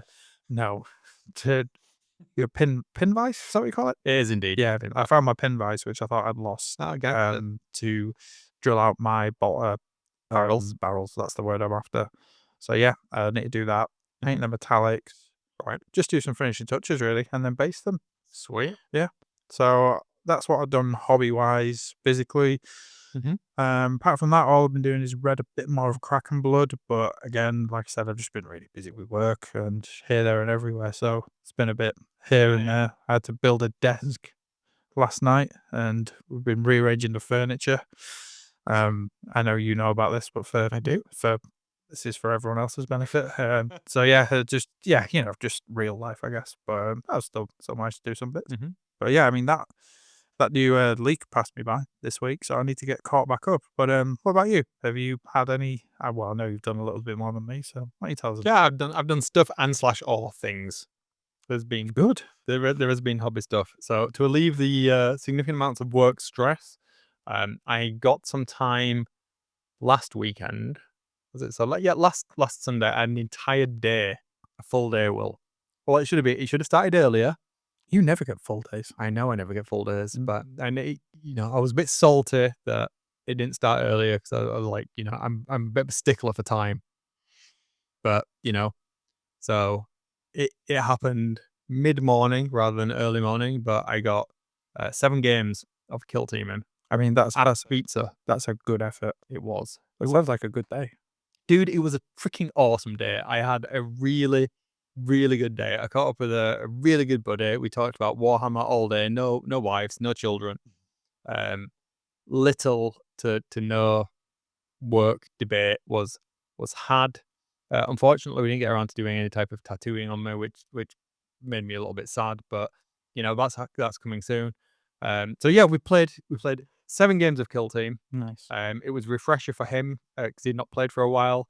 I made myself re-familiar with the rules. The up-to-date rules? Yeah, the up-to-date rules. And we cracked on with that, and it was so close, dude. It went backwards and forwards. It was like it swung more than like people throwing keys in a pot or upside down pineapples. You know what I mean? It was like there was more swinging than on an American Air Force base in the 60s. It was mad. It was really, really good. It went back and forth, and it literally went down to the second to last turning point in the last game. That's what you want. Swung it, and it was so cinematic. It was nuts. So I was playing as the Angels of Death kill team. Yep. As was he, in fact. He was playing as Alpha Legion, and I was playing as a mishmash of different coloured Marines. The ones that we've put on our Instagram, if you want to go take a look at them. Oh, yeah. Go and have a butcher's. Shameless plug for the Instagram. It is. Yeah, well done. I should do more of that. And he... God, what happened? Where was I? So I think I had vantage point, and I had my heavy intercessor with a heavy bolter, and I rolled ridiculous. So if you know the kill team rule, it has torrent 1. So you've got 2 different firing modes. So you can have focused or torrent. So if you have focused, you can like put all your hits onto one target. Yeah. But I think it's 4 dice you roll. If you have torrent, you have 5, and you can choose multiple targets to spread those wounds over a 1-inch radius for X number of models from your primary target. and I took out 3 of his Marines. With that, they had 1 wound each, and I think I rolled 6 crits and a 5. Nice. And That's not like you. I think it has piercing 1 on as well. So piercing 1 gives you -1 to your defense roll as well. So if you're rolling 5 or 3 dice, I think it is for Marines or whatever. No, that's not. That's a completely different game. Basically, roll 1 less defense dice for whatever Okay. or whatever it is. So if you normally roll for hits, don't you? So all 5 of those hits, so you only rolled 4 defense dice Right. instead of 5. So it was cracking. It took all of those out, which then let me get a firefight ploy as well. Sorry, strategic ploy. So I got some VP for that, and it took me 1 VP over because I was 2 VP under what he was going to be to take the game, and I took him. I was like, ha ha ha, and Nice. he couldn't bring it back in the last turning point. So it was like full on cracking. It was really good, and that's what Kill Team is all about for me. I genuinely enjoyed it. So I set up the board. And I think we had a really nice looking board set out for the day. It wasn't anything overly complicated or anything like that. Once we were a couple of games in, we added some house rules for the exploding barrels and stuff that kind of makes things a little bit more fun. So one of the pieces of terrain I've got is like the forklift thing that was in the Frontier. Was it Fronteras? Might be in the Fronteras box set. Okay. And then we had a pile of barrels underneath, so it looked like, this crane was moving the barrels from one point on the battlefield to the other. Yeah. So it created this high risk, high reward, and how once we'd kind of rocked the rules and he was back being familiar with it, we had an operation where you had to get to a certain point on the board, turn a switch on, and then get to the other point to drop something on these exploding barrels. And then that obviously set off like a chain reaction because the distance. Oh, dude, it was so freaking Sounds cool. It really was. It was such a good laugh. And it's such a fast game once you kind of get into the rules and your team, your rules, and they're very simple teams to play at Angels of Death anyway. There's nothing complicated than the beginner team. Yeah. So it's super, super easy. And it was just fun. And it made me remember, right, how much I love Kill Team. Not that I don't love more of the complicated teams. I do. I enjoy that as well. But it's what the hobby was about for me. I had a gorgeously laid out board, playing with somebody that you really get on with, rolling some dice, having some fun, laughing when you're playing and doing cool stuff. That's what the hobbies are for me, man. And I was like, I really needed it, and that was a cracking day. So, yeah, that happened. I also printed out a proxy for the Red Terror. Yeah. I'm gonna pretend like I haven't seen it. Tell me about it. How's it look? Oh, dude, I'm loving it. It's out like it looks incredible. So much better. Is it so much better than the GW Scott? It's very different. I think it is. Yeah. It's definitely more threatening. It's less cartoony. Yeah. Yeah. And I can kind of get why G-dubs go that way with it. I mean, this is definitely more terrifying, and there's a lot more sharp detail on there, and it looks more alien. Yeah. It's clearly what it's supposed to be in terms of like an analog proxy for what the Red Terror is, but it's a cracking one. I mean, I actually reached out to the sculptor and I was having a chat with him backwards and forwards, and really, really nice guy. We'll put a link down in the description if you want to pick it up, or there'll be a video over on my YouTube channel in a couple of weeks' time. And there's some pictures in the Discord. There will be some. Well, there already are some Already are. pictures in Discord. Yeah, so I'm planning on getting that painted in the next couple of weeks. I'm going to have a little bit of a break from other bits and pieces and just like smash that one out for us. I've also picked up some wood from a local supplier for the board that I'm going to do for our Kill Team game. Oh, nice. So that's going to fit in with that specific model and the Nemesis Terror and Devlin thing. So I've got an idea for a narrative that I want to do with some other bits and pieces. What else have I finished off? I printed out some Ripper Swarms as well because I didn't have any of those. Checked I do have 10 Termagants. That's good. Book-wise, finished War of Secrets. Oh, yeah. You got through it? And did it get any better? The last 3 minutes of it were great. Yeah. I enjoy it. Yeah, it was very Dark Angel in the last 2 minutes, and I get where it was coming from. And yeah, it just as a story, it didn't do for me, even though it wasn't the longest of books. I found it a real slog. I had to listen through it at 1.5 times speed because it was a slog to listen to. You can't like them all. No, you can't. I tried to like the Dark Angel stuff, but I just didn't like that one. Yeah. I finished Eye of Terror, so I'm onto Yarrick now as well. So last one of the campaign books before 11th edition launch. Yeah. I won't give any spoilers on that. I'll let everybody kind of read that if you wanted to, because I know there's a couple of people up on the Discord that are reading through them as well. Enjoyed it. Not sure I enjoyed it as much as Maelstrom. Don't think I enjoyed it as much as Maelstrom. No, I didn't. Okay. Fair. It was interesting. I'm not sure, because I think one of the problems that we faced recently over the past couple of years with GDubs is they, as you said, with the Terminus decree, they make a point of saying something and then nothing comes of it, and they might pick it up years down the line, but It's frustrating, isn't it? it is bloody frustrating. It's just like, the lore teasers. So there's a couple of bits and pieces in there that I've picked out, and I'm just like, ooh, but I'm trying to kind of temper my enthusiasm for it. But again, I think it's good that they're in there, because it has kind of made me more enthused about it again. Yeah. And I'm feeling like a bit of a 40k slant at the moment, until like the certainty around AOS kind of pans out. But I'm still eager to play some games of that with you as well. Yeah, we'll get there. Yeah. I'm well up for that. And yeah, I've got all of the pictures of my slaves are all done now. I've got some videos. The final video I've edited for the series, so it ended up being 22 total videos in that entire series. Was that the terrain one? Yeah, there's terrain, endless spells. That's that was all the models painted and done out of the way. nice. And then I've got one final like wrap up video where I talk about all of the project things that changed different. So I've got that all and done. Tell us where can we find that video, Wayne? Right.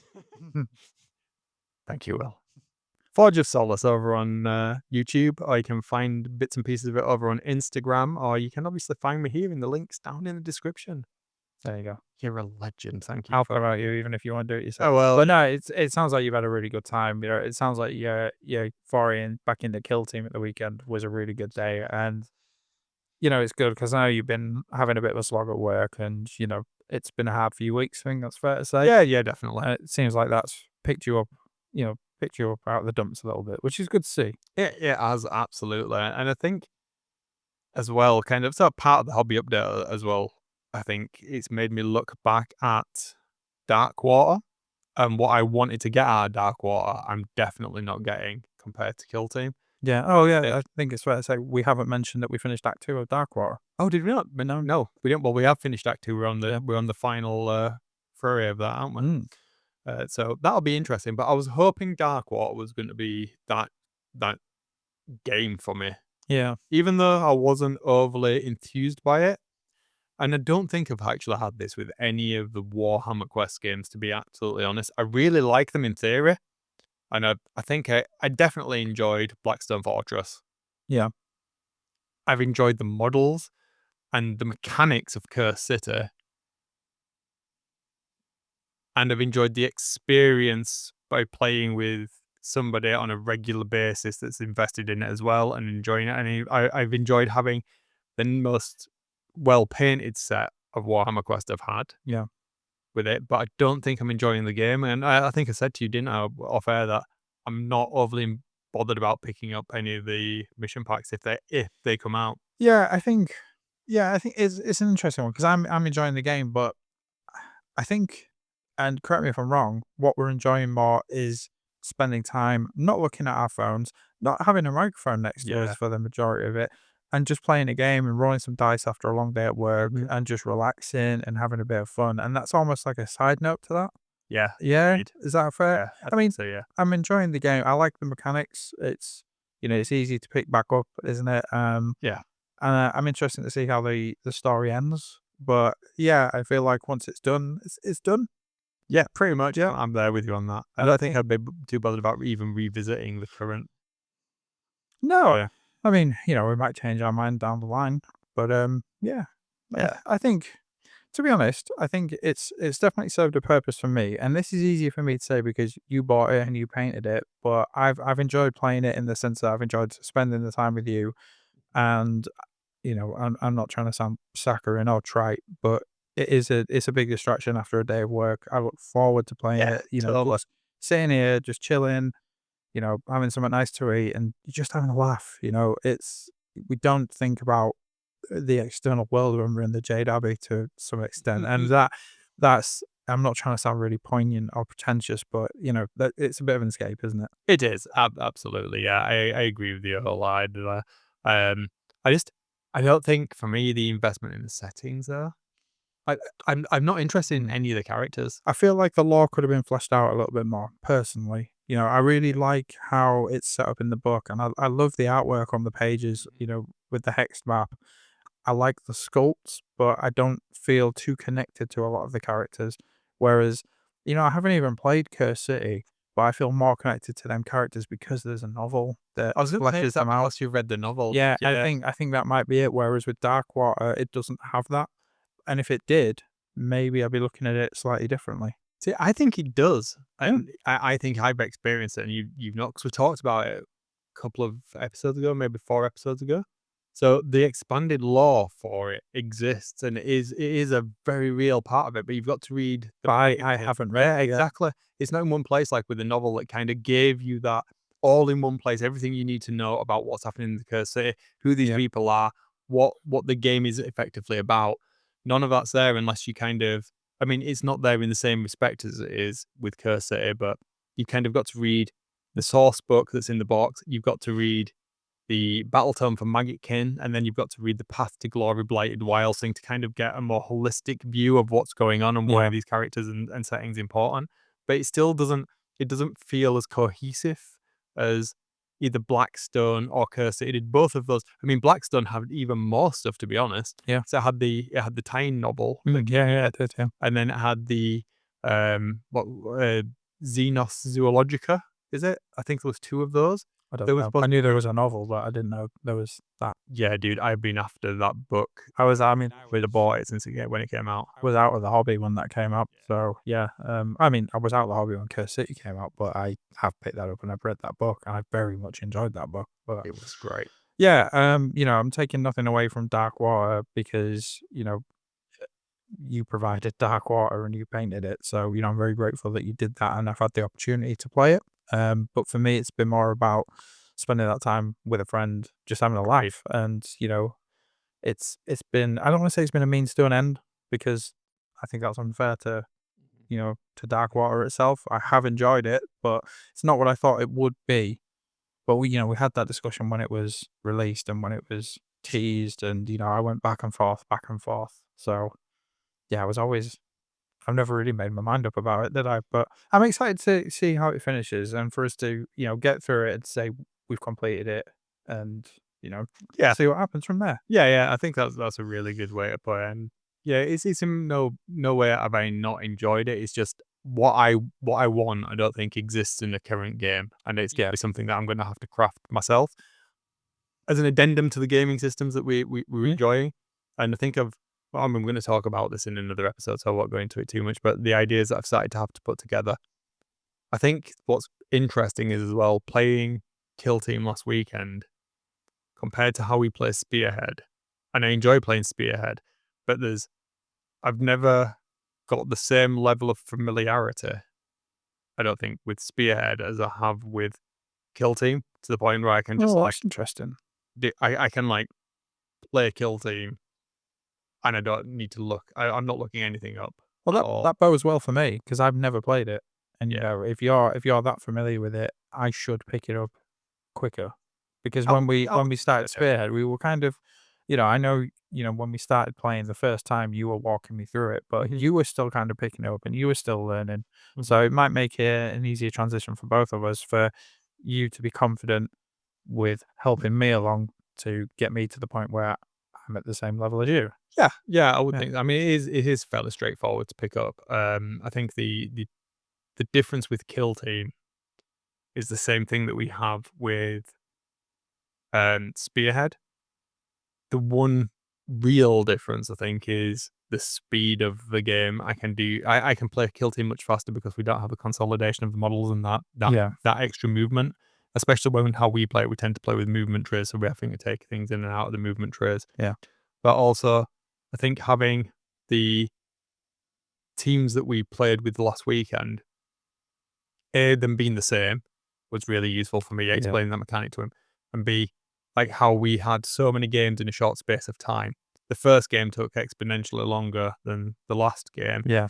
but I layered the mechanics on top of each other, so we started off playing without any of the ploys, so we didn't have any tactical or strategic ploys in the first game, just to kind of introduce the core mechanics, and then we played with like then strategic ploys and then tactical ploys, and then if we wanted to, that's when after we'd got to that and like how you do the melee combat, etc., and the turn sequence and all of those bits and pieces, then if there were specific team abilities that you would have and synergies and that kind of thing, then that's where I'd introduced those. So it'd been that format for introducing somebody in a day to a gaming system, I think works way better to how we did Spearhead, because we only kind of had one game and then it was quite a break and then another game, and like that week between.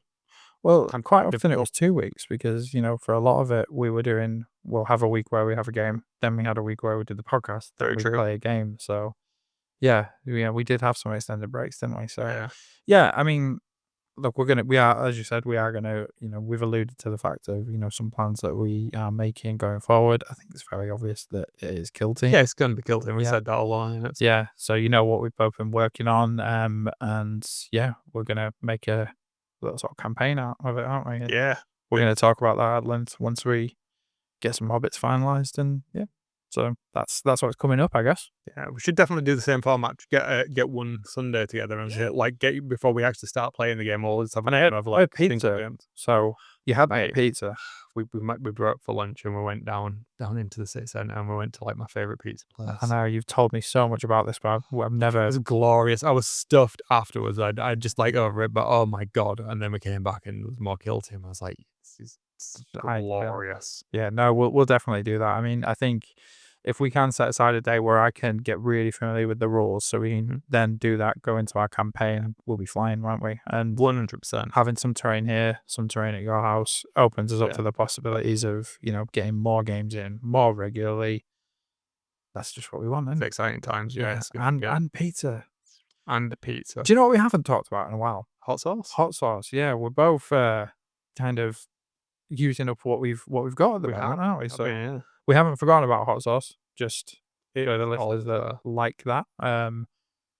We need to have a look at getting a few more in, but I've got some ideas, and I'm just kind of finishing off sort of dregs of bottles, to make room in the fridge more than anything. So yeah, next time you come around, make sure you're eating all the hot sauce you can, because then I need the room in the fridge, because otherwise I get told off. I will smash as much hot sauce as humanly possible. No, we're getting there, but no, we will start having the hot sauce discussions again. We did try that Chinese chili oil, didn't we? Oh yeah, that was that chili crisps. I mean, it wasn't hot, but no, it was tasty. It was tasty, yeah. But I do want to try that. I can't remember what it's called. Lao Gan Ma, which I think is a bit spicier. So next time I'm in the office, there is an Asian supermarket nearby, so I'll nip in and see if I can get some of that for us, and maybe we'll talk about that on the podcast. Maybe. Yeah, that would be. But tell us if you've got any hot sauce recommendations, because it's getting to the time where I need to do a restock. So any recommendations, let us know. Discord, email, Instagram. We're down for talking about hot sauce. Yeah, and what are those Discord emails and Instagrams? Well, where can they find us? So they can find us. I can't remember the email address. You might have to help me with feelnopainpodcast@gmail.com. That's the one. We are on Instagram at Feel No Pain Podcast. Feel No Pain Podcast. Discord, the link is at the bottom of this listen up to this episode. It's in our Instagram bio. Failing that, just ask us. We'll send you the link. Come and join us. We've got a nice solid group of people over there. Really friendly place to just come and hang out, have a laugh, show us what you're working on. We'll show you what we're working on. If you want a bit behind the scenes on the stuff that we're up to, come and join us. We'll show you our half built, half primed, 3D printing, all sorts of stuff. Yeah, absolutely. It's a fun place to be. And you can submit your listener questions there, or you can drop us a message on Instagram or whatever. So yeah. If you want to get in touch, just come find us. Yeah, do it. Yeah. Well, I think that's everything for this one, isn't it? I think we've gone on quite long enough. I think so, yeah. We've got some exciting stuff coming up. We're always going to talk about the new releases and the rumors and this and that and the books that we're reading. But yeah, we're going to put a real focus on some of the more narrative aspects of what we're doing with our projects. So stick around if you like Kill Team. Yeah, more positivity, more often. Let's do it again. Noted. Back and excited into the hobby. So yeah, for this time, I think, shall we talk about Kill Team next time? I'm excited to talk about. Yeah, I feel like let's talk about Kill Team I next. feel like we want to. I'd like to dedicate a fair bit of time to it, and I think you've had some ideas that you haven't yet shared with me. So maybe we need to have a talk about that to make sure we're aligned. Exciting. Yeah. Like you have a choice. No, I never do. You don't. No, you'll do what I say. He hits me. I do, with the cushion over your face so you don't bruise. Otherwise, Soph will tell me off. Yeah. Okay. Yeah, that's it for this one. On that note. Yeah, it's been a bombshell. See you later, guys. See you later.